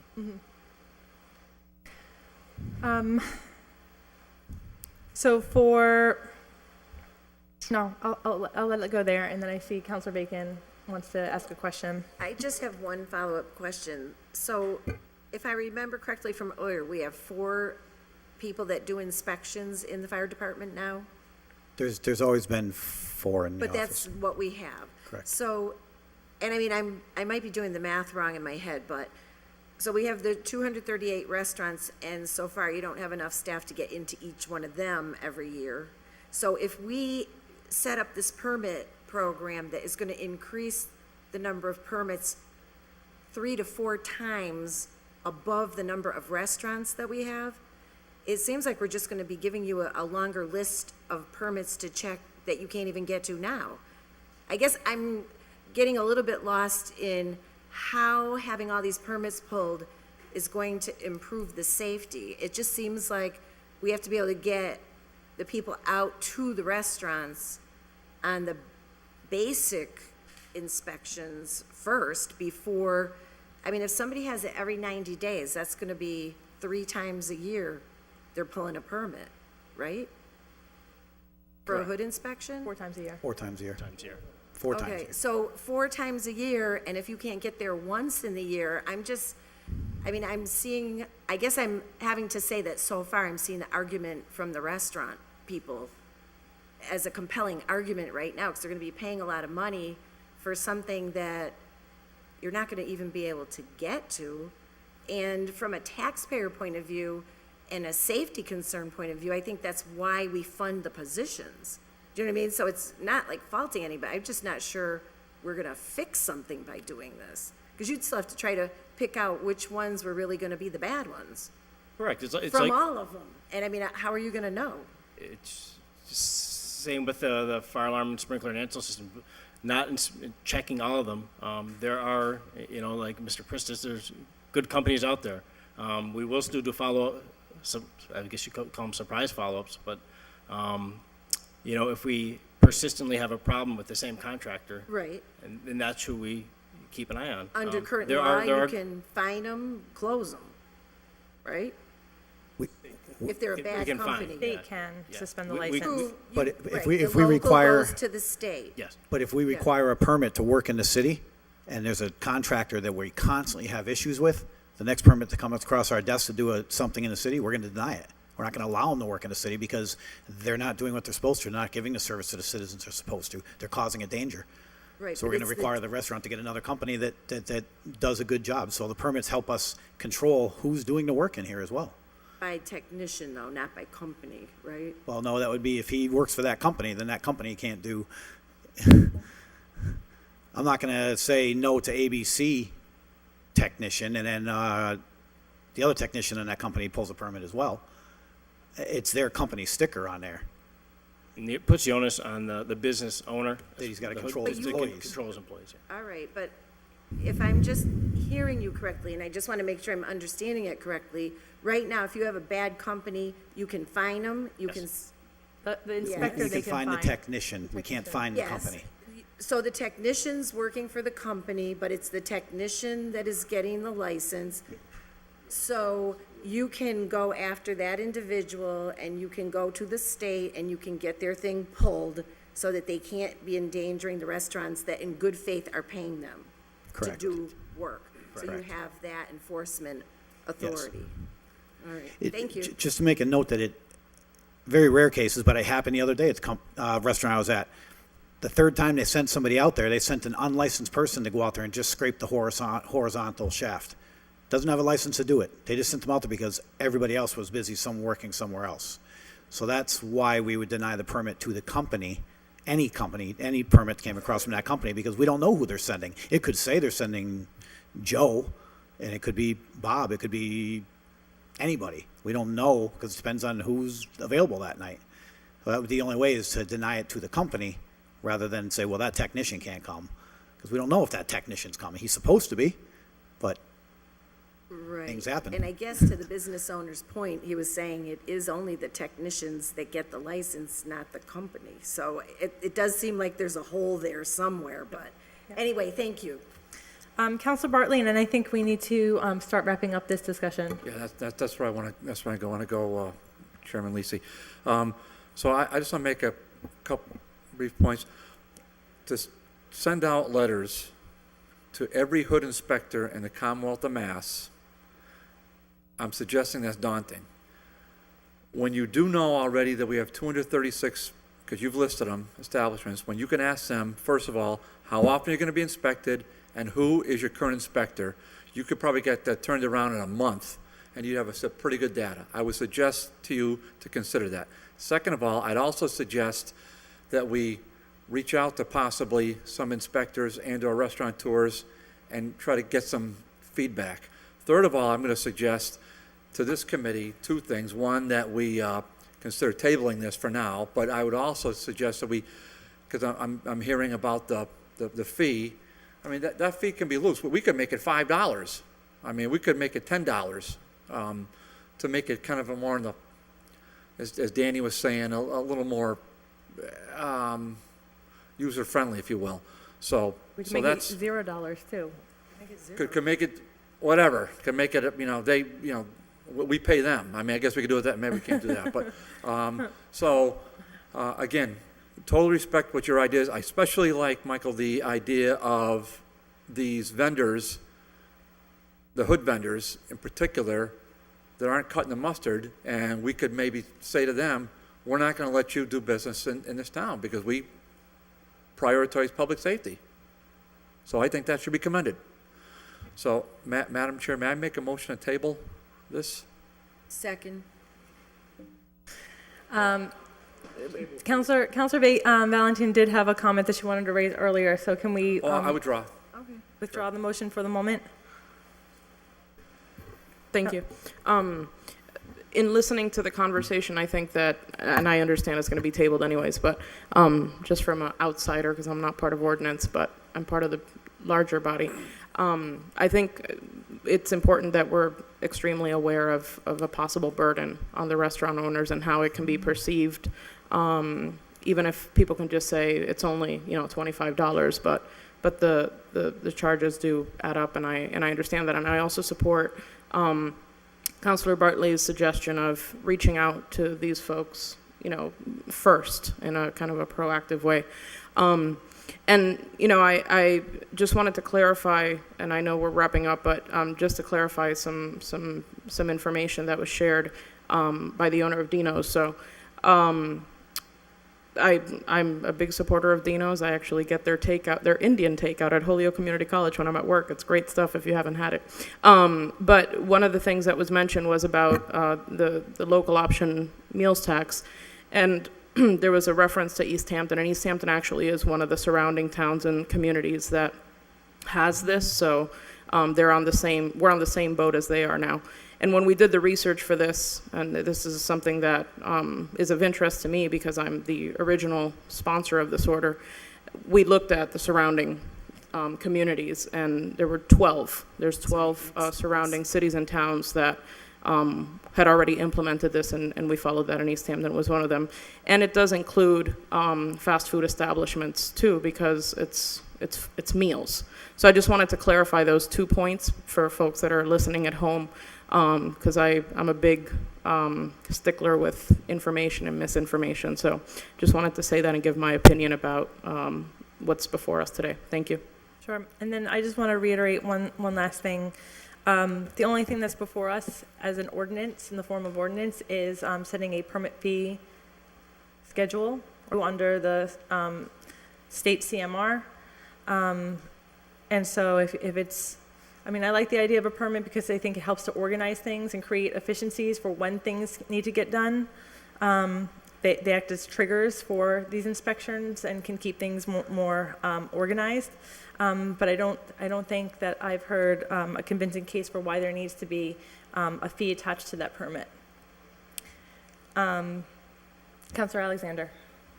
Thanks. Just very quickly, and Rebecca touched on this already just now, but it seems like in most of the cases, looking at the table that you've provided, there's a fee associated with the permit because there's an inspection associated with the activity which is being permitted.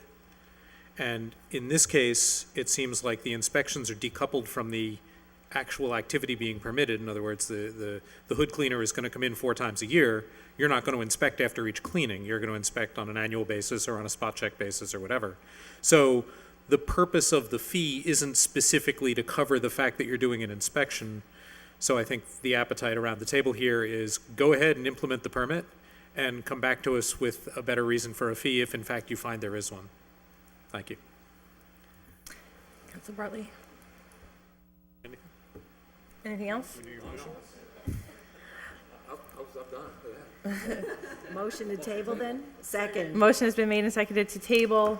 So we'll take this up again probably after the summer break and perhaps get some feedback from you guys on if you have had conversations with business owners or hood cleaners to see what the status of the program is, what the status of the permit is, and we can revisit whether we need a fee attached to it. Okay. Thank you. Thank you for your time. Thank you. I think for the next order, Captain Cerruti, you might want to hang around for the buildings issue. Thank you. There's no agenda. Oh, there is one. No, there isn't. No. I saw it. No. They did not. Motion to take up item number 4. There's been a motion to take up item number 4. It's been seconded. All in favor? Aye. So moved. Abbreviated reading if you're going to read it. This is an order filed by Councilor Valentine that has us check in with various city departments to develop ordinances for historic preservation. And she sets forth the consideration of a number of requirements. I know that our administrative assistant to the City Council has reached out to various boards, commissions, and departments to be able to join us for this conversation. I see many of those folks in the audience at this point in time. We'd like to invite you in if you'd like to come to the microphone and speak. And you're under no obligation to come forward either.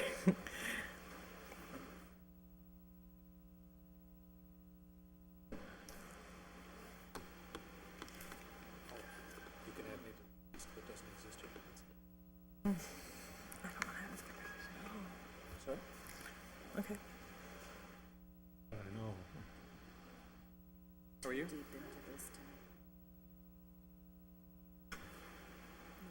Sarah even indicated to me that things are already happening and there are policy issues and we shouldn't be setting up ordinances. Not if we don't need them. We just went through that whole thing with stuff. Kind of, we didn't. Well, we needed to do it. We didn't have to be the ones to do it. That's what I'm saying.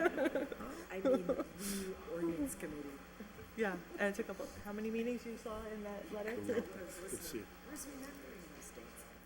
So because we have some new faces around the room and we have many different boards and commissions present, can we just do a round of intros for those watching at home?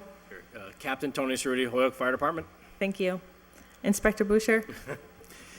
Inspector Michael Boucher, Holyoke Fire Department. Olivia Mausel, Historical Commission. Josie Valentine, author of the order.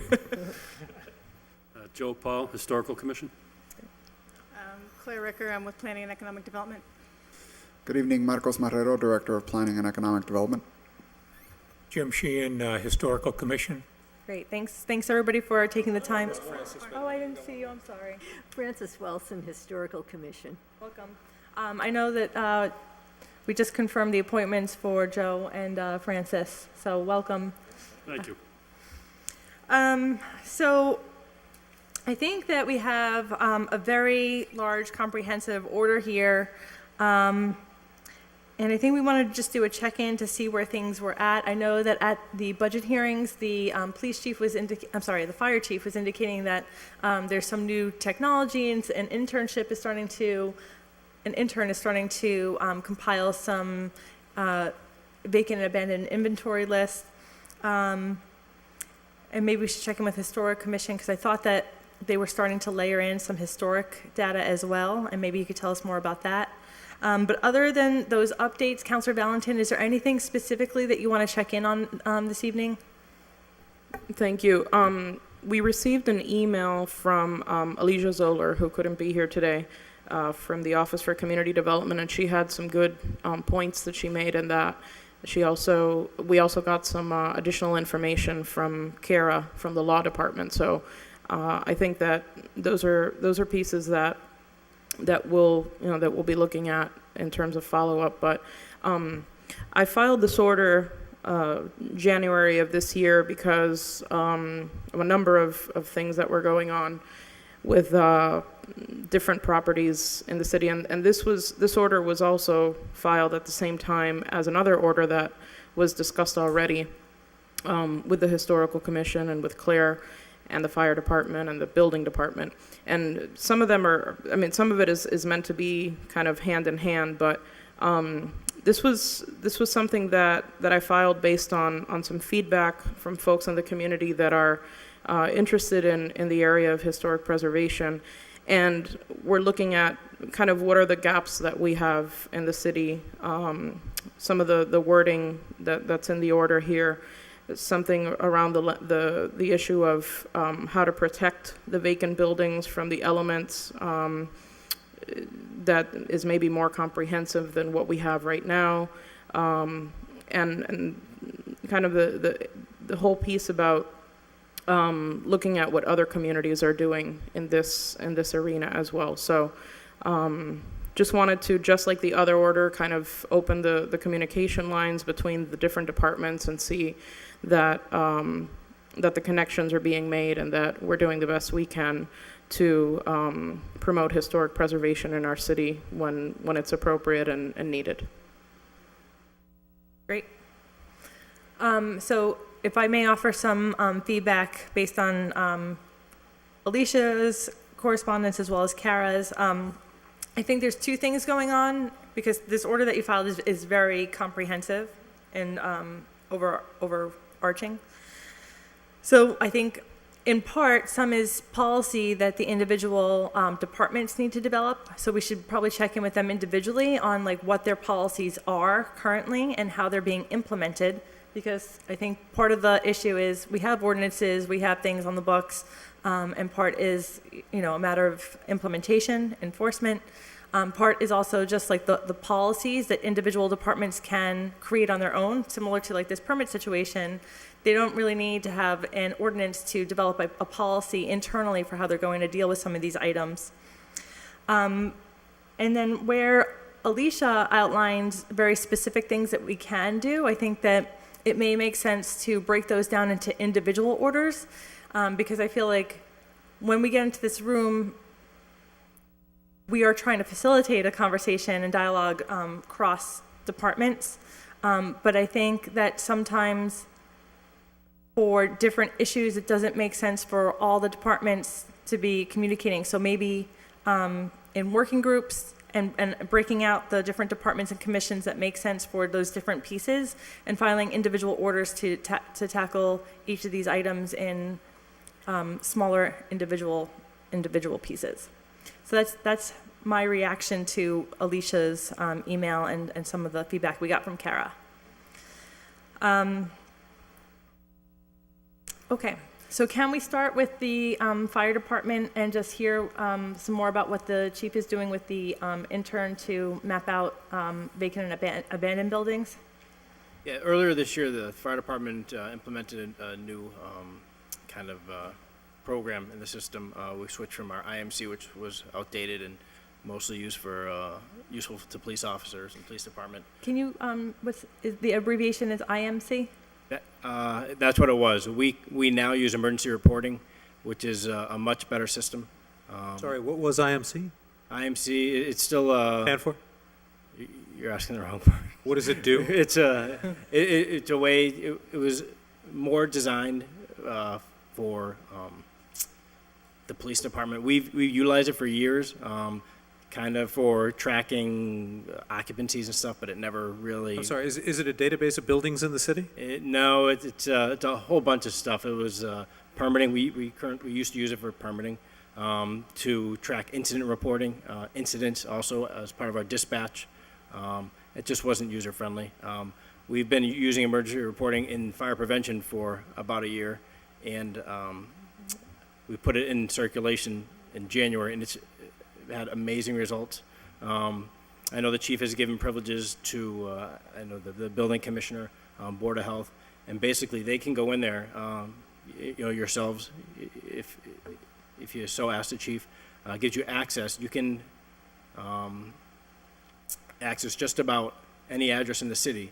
The address will be there, and what we try and do, and I believe the chief is working towards that also, getting tablets so that our companies will be able to go out and basically what we do, we consider pre-plan, but it would also be able to access, the historic commission would be able to access it and put whatever files they need. If there's if they notice a certain building is deficient for securing, they'll be able to let us know. We can go out and work with the building department and do that.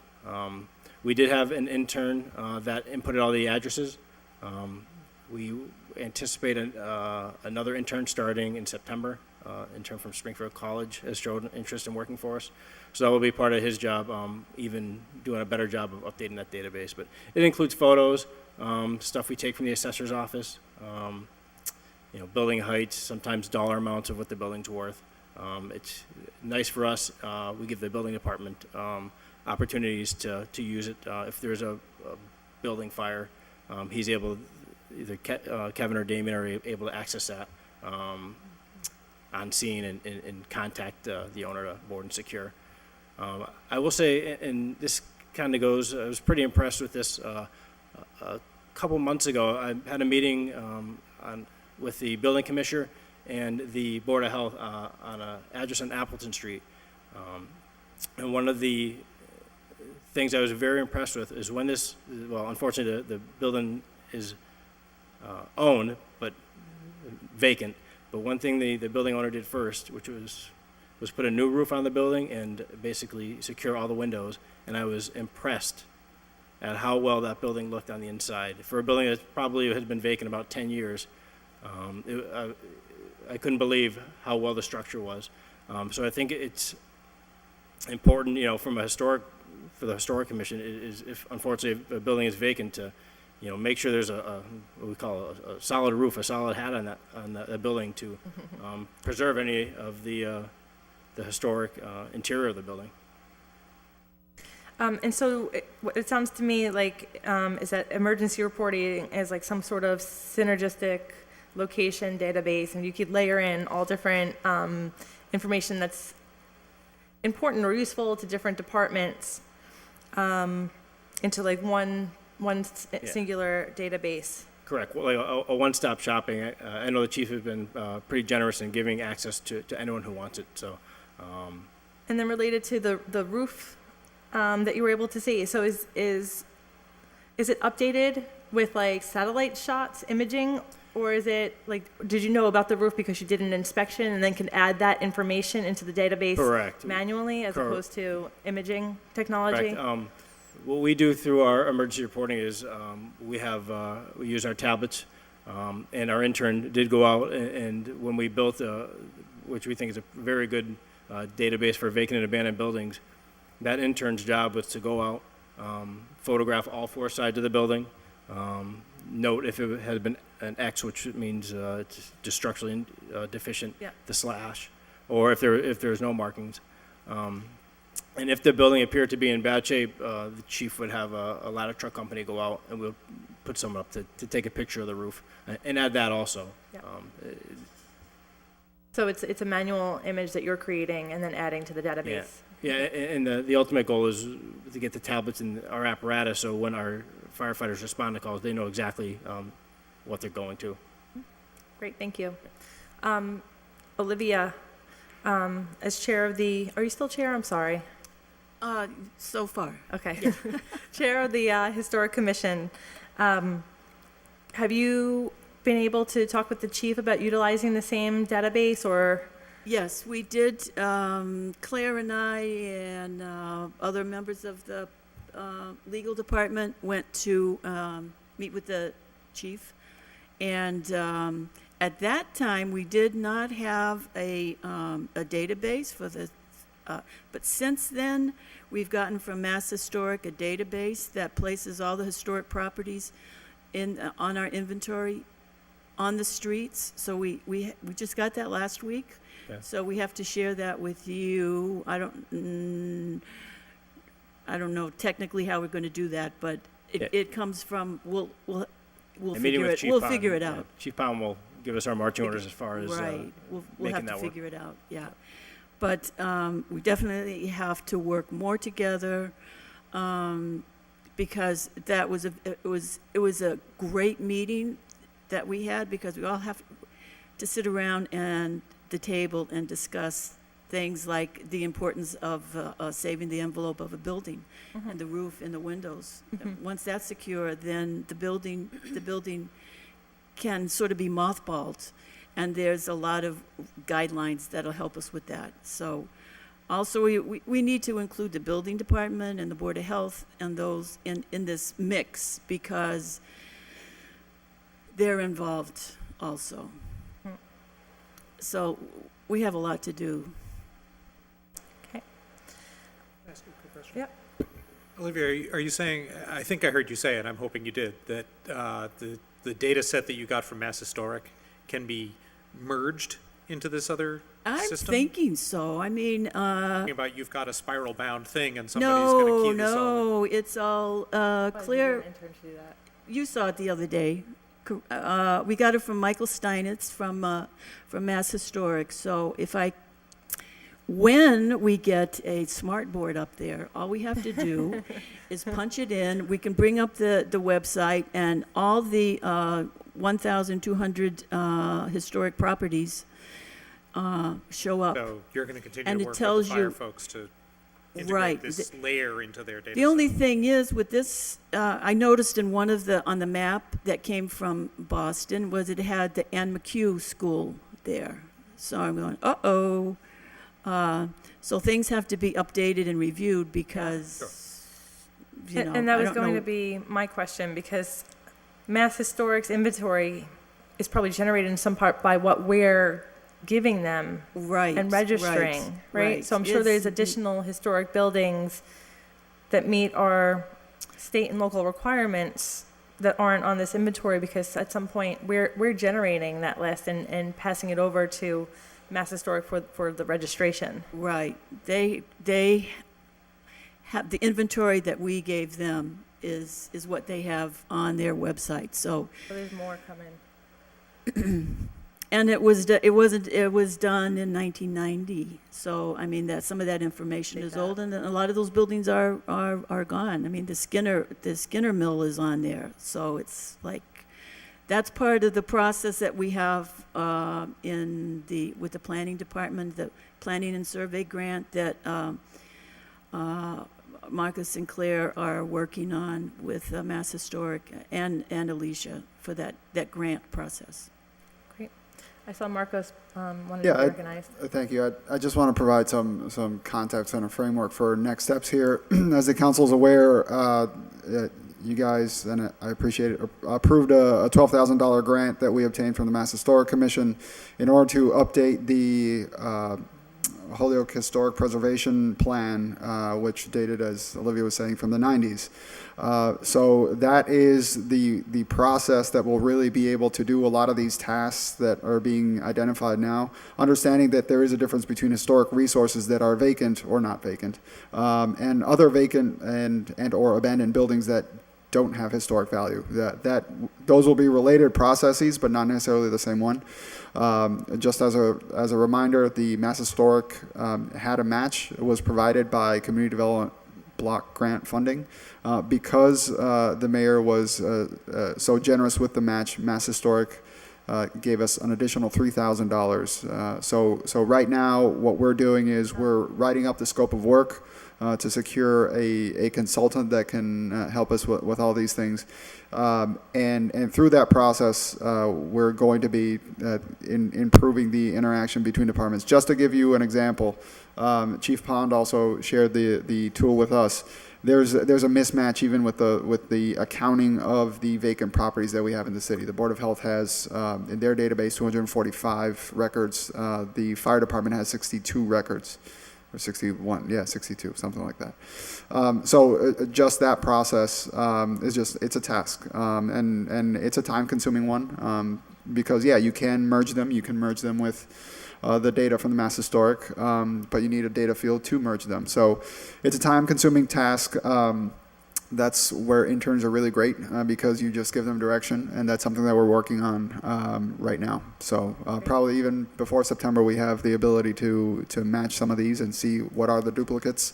And as far as the rest of the historic properties, the important thing is prioritizing and triage. We're on a race against time, particularly with these properties that are, as Captain Cerruti was saying, if you don't have a roof, it's going to degrade very quickly. And so it becomes a question of resources. What resources do we have or can we leverage in order to preserve these properties? So it all starts with the historic preservation plan for the tasks that we've talked about here, and then prioritizing those, see where we can go from there. Great. Does anybody else want to add anything to where they see some of these items going, or what else is coming? I know the wording on the order is very long, so I'm not going to read the whole thing, but there is a part that I included in this order, and let me just find the wording here, because I'm looking for it on my phone. It says, a system of mitigation to the city for losses of historic property with revenues to be earmarked for historic preservation or improvements within 1,000 feet of the site of the loss. And that is in there because of as an example, the issue with the farm mansion. Mill. Huh? Or Parsons Paper Mill even. Yeah, so just, when all of these other conversations are happening, that's an area of interest in terms of the folks that I was speaking to that are looking for improvement in the historic preservation area. So just to point that out as the other conversations are happening. And, I think that once I filed these two orders back in January, and I started some conversations with Claire and Olivia, we actually met in the planning department one afternoon and started making the connections with the building department and the fire department. Even if nothing much more comes than knowing that there's some improved collaboration between the departments and resources are being shared, and obviously the grant that just got approved, and that's obviously progress in the right direction. So I want to thank everyone for really being great team players and pulling this all together. Thank you. Thank you. Comments from committee members?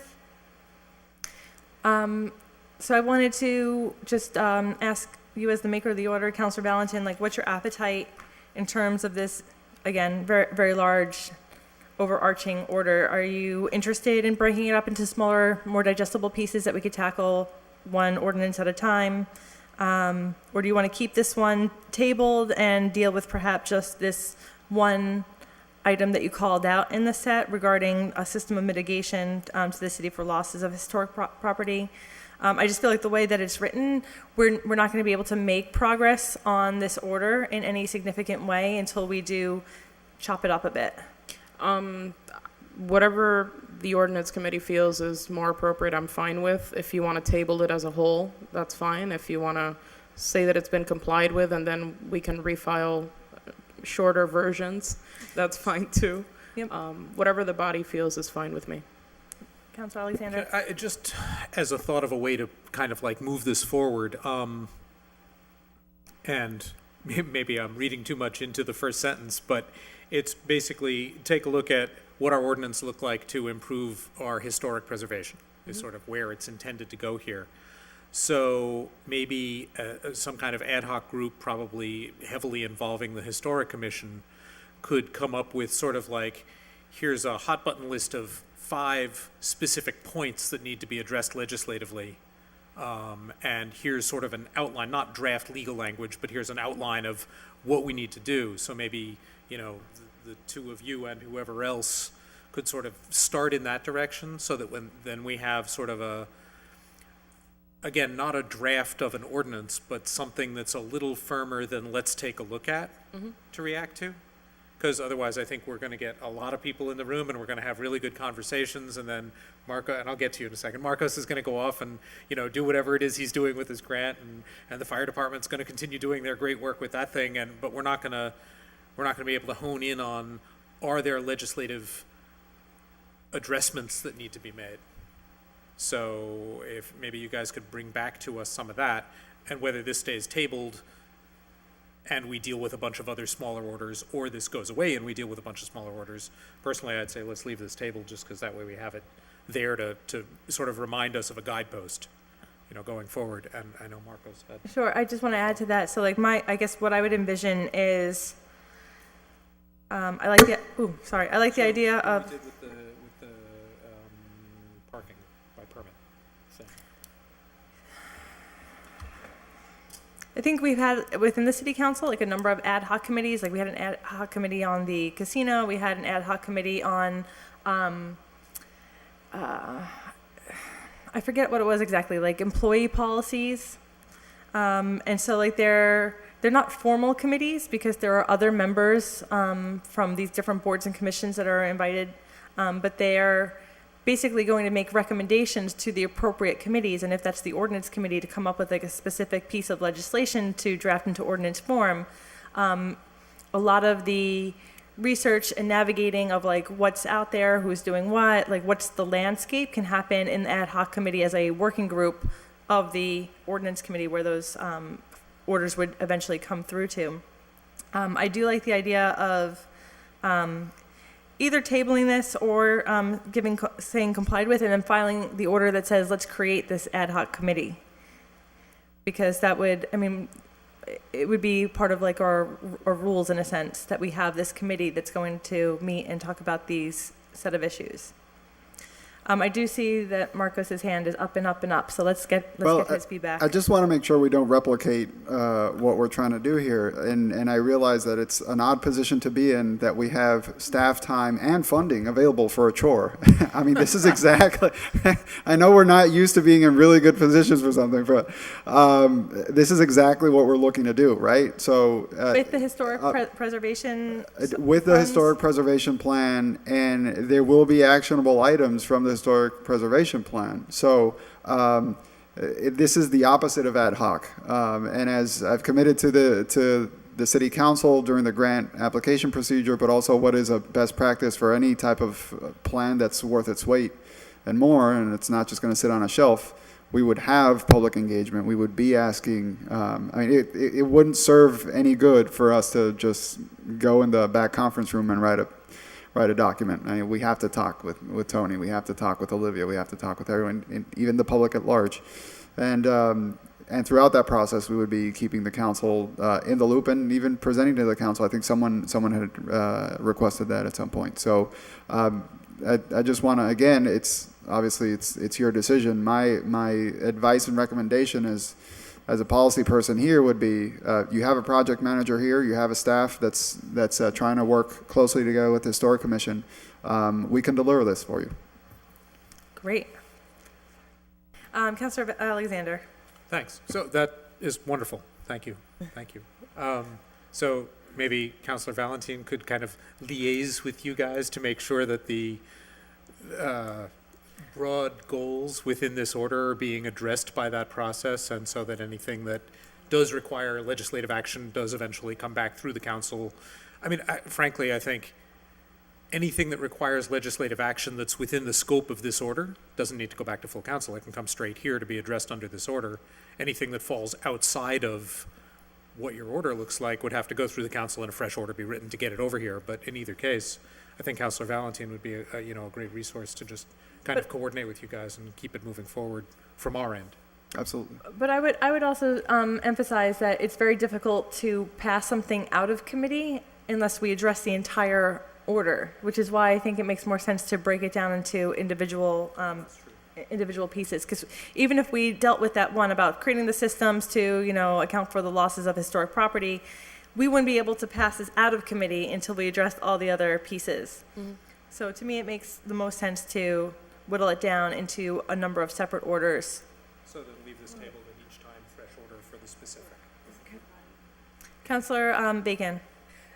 So based on the different comments that I've heard, and of course deferring to the maker of the order, it seems that the spirit of this order, not the details of it, have been complied with, and that the work of the staff will give us the focus and the information back that we then need to take perhaps action relative to creating ordinances. So I would tend to lean in the area of that this particular order is complied with, and that as we go forward, the specifics get filed. And then if it isn't addressed, if there are portions of this that do not get addressed through the plan, then they could be specifically pulled out and we could look at them separately. So if, with the leave of the maker, I would offer that the motion that this particular order is complied with, anticipating further orders from the work. I would be comfortable with that because I know that there are some mechanisms in place now that weren't there when I filed the order in January. Right. We're going to be coming And back. and so I think we're actually in a better place now to address the details of all of this than we were when the order was originally filed. So I would be fine with that. Okay, then I'll make that as a motion. I'll second that. Motion has been made and seconded. Before we vote on that, is there anyone else who wanted to comment before we wrap this up? Okay. Motion has been made and seconded. All in favor? Aye. So moved. Thanks, everyone, for coming down this evening. We look forward to moving forward on this historic preservation plan and passing some actionable items through ordinance. Okay.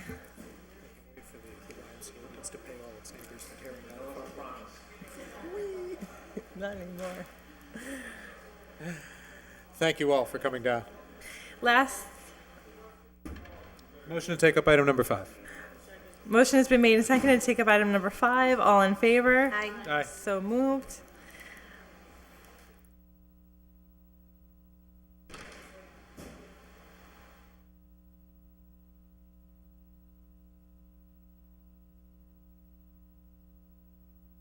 So, under discussion, Councilor Valentin, do we know if we made any progress on this? It seems, I'm not sure if we need ordinances at this point, or if we need to evoke the mayor or our city council rules. I'm just looking to you for an update. Well, thank you. So Councilor Lebron Martinez was here because she wanted to speak in favor of doing whatever we need to do to make our meetings more accessible to Spanish speakers, but she had to leave. So she wanted me to send that message to all of you. When I filed this order in February, it was coupled with another order that was about specifically making the city website more accessible. That order went straight to the mayor's office, and I worked one-on-one with Eileen Pooler on that. And there's been some improvements to the website, including the fact that the button, instead of saying translate, now says en español, which was like common sense, right? But anyways, so that order was sent directly to the mayor's office, and I remember under discussion when I was presenting both of these that I also wanted to send this one directly to the mayor's office, thinking it made sense to keep it all in the same way. And I remember Councilor Jordan saying that it needed to come here because what if, it needed to be discussed in terms of what are these things that we can do, and if there's going to be money attached to it. It was something along those lines. I don't remember the whole conversation. It was in February. I actually thought when we were talking that night that for some reason it had been sent to Charter and Rules. I don't know why. And which is why I had emailed Councilor Alexander saying, where's the order? I'm not sure, I haven't seen it. And then we found out it actually came here. But anyways, so I think originally the nature of the order or the intent of it was to see, together with the website order, how do we try to find some resources that we can allocate to make this happen? Mm-hmm. And that's why my intent was to send it directly to the mayor's office. But folks that evening wanted it to come here. So that's pretty much what I know. I have not heard from anyone in terms of pricing or options or any of that. So I don't have any information about that. So my take on it, for what it's worth, is that it should go to the mayor's office. And if we need to make rules changes, say we're going to do this or we're going to have this equipment and we shall, have meetings translated into Spanish, like that would come after whatever set of options were generated by the mayor's office and pricing and appropriation. That's my sense of how the process would work, and perhaps others on the committee have a sense different than I do of how it would work. But Councilor Alexander, you wanted to speak? Josie, I'm just, are we talking about, and I'm fully in support of making people who speak Spanish be able to understand what the hell their government is up to. Yep. Are we talking about putting a live translator in the council meetings? Well, is that sort of what your basic thought was? Or? Well, I think I said, when I introduced the order that night, I think I said something along the lines of, I know that obviously financial resources are always going to be an issue, and so I'm not pretending to not understand that. And one of the things that I think I mentioned that night, or maybe it was in a future conversation after that evening, I don't even remember, was, looking into, are there actually resources in the community that are less costly or even free that we don't know about, in terms of the 5 colleges, in terms of, I want someone to help me do this research, and it needs to come from within City Hall. So yeah. I'm not expecting that we're going to have a line item in our budget that's going to say there's a translator here every time. But I have a huge issue with the fact that there are folks in this community who are taxpayers, who are voters, who cannot even come to public comment to share what their concerns and their thoughts are, because no one here is going to understand them except Councilor Soto, Councilor LeBron Martinez, and I. So, and maybe Councilor Lisi can understand some of what. And the mayor if he's here. Yeah. So it's that, it's and that's why again I said let's send this to the mayor's office and let them figure out what's out there. Maybe there's something with the 5 colleges. Who knows? So people here have talked about interns. Talking about, and I'm sorry to turn this into a dialogue for a second, That's but okay. Sometimes that's faster. If we're talking about what actually happens in council chambers, then we're going to get into the mayor doesn't have the authority to dictate what happens in council chambers, and we don't have the authority to generate any money to make something happen in council chambers. Could we maybe table the order, but give a project to Ryan to just call around and see if there are interns who could come in and at least for the purpose of audience participation. That's sort of at one level, which is a very different level than having somebody who stands in the back corner and reads into a mic in Spanish the dialogue that's going on in the room, which requires not only knowing Spanish and English, but knowing how to translate on the fly, which is a thing you know how to do. But could we maybe start with just getting Ryan to do some... I wouldn't be as inclined to have this be a task for our administrative assistant. I think that, in my mind, this goes back to, we want City Hall to be accessible, then it's City Hall as a whole. And a lot of people think about City Hall as, one of the first stops is the mayor's office, right? If a constituent of mine feels like they can't get anywhere with the concerns they're having, they say, well, maybe I have to go to the mayor's office and talk to somebody. I think And that's so true. I I'm just- hearing the other side, which is going to be, one of us calls Rory and say, Rory, can you put somebody on this project and find out what's available? And No, I think the at the end of reaction the is day, going to though, be, it's the council chambers. You guys deal with it if you want to put somebody who speaks Spanish in there. I think we need, so because it's City Hall, city government, I think we want to ask the mayor's office, his office, not the mayor himself, but somebody in his office, perhaps working with Ryan, and we need to generate a list of options. What are the options that we can bring into City Hall, into the council chambers, and they may be different options for each of those things. What are the prices associated with for each of those options? And what do we have money to implement in the various areas where we can find options? Yeah, I mean, in the wording of the order, it's about, let me pull it up again, but something about, making City Hall more yeah. accessible to facilitate civic engagement. Yeah, to make so that in an effort to make that the City of Holy explores ways in which city council meetings can be translated into Spanish. That could be the people that show up here, or it could be the people that are watching at home. We have, tons of people who don't even tune into Channel 15 because they don't so, I'm not saying we're going to have a translator here live and we're going to have subtitles and but, maybe there's a way that, and again, this goes back to maybe there's amazing 5 college interns or even, nonprofit groups. Huh? Technology. Yeah, that's out there where, the replay of the meetings, happens there. Who knows? Maybe there's a way to do dubbed versions. I mean, there has to be. I don't know. That's gonna look a little funky, right? But I'm just saying. I mean, we cannot be the only city, even in the state of Massachusetts, that has to look at things like this. And I'm thinking about maybe even places in California where there's so much Spanish-speaking population. Yeah. There has to be cities and towns doing work around this, and again, it goes back to the message of every resident and every taxpayer matters the same.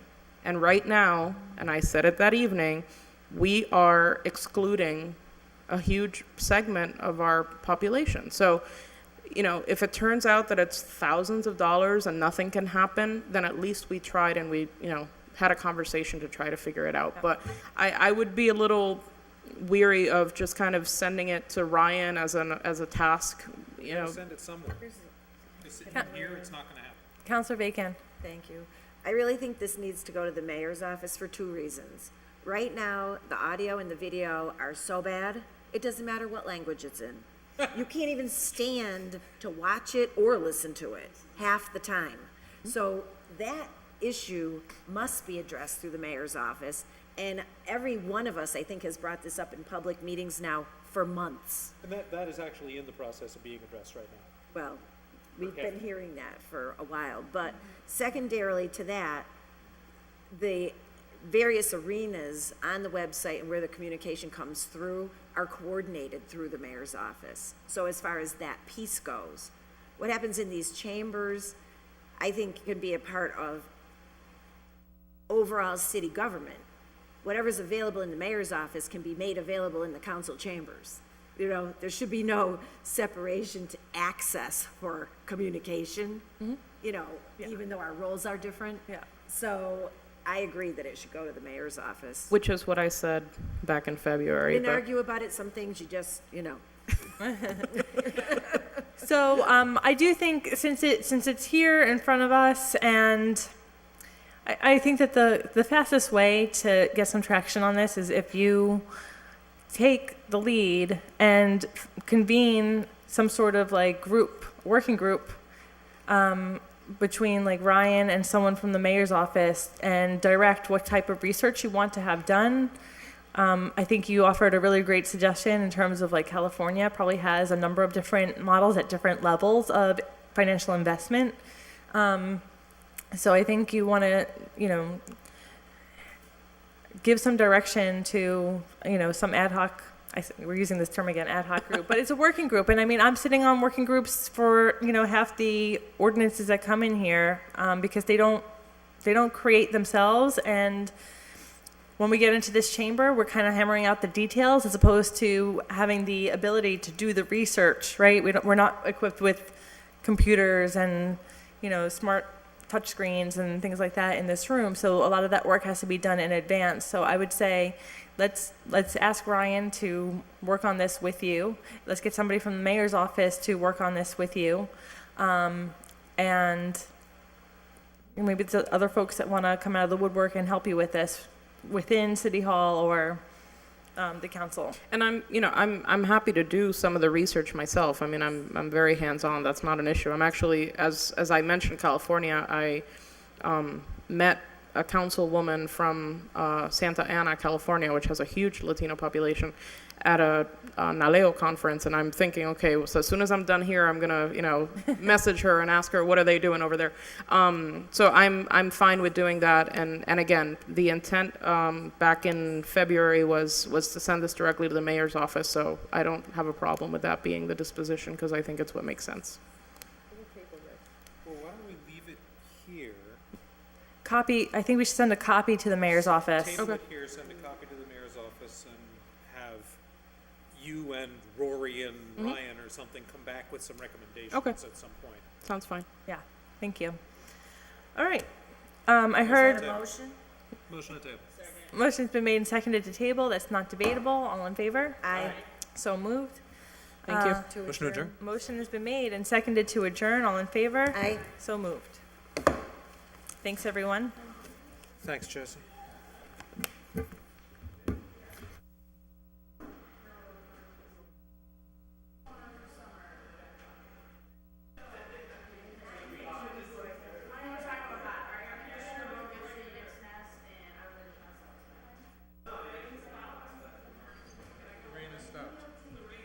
Been kayaking yet?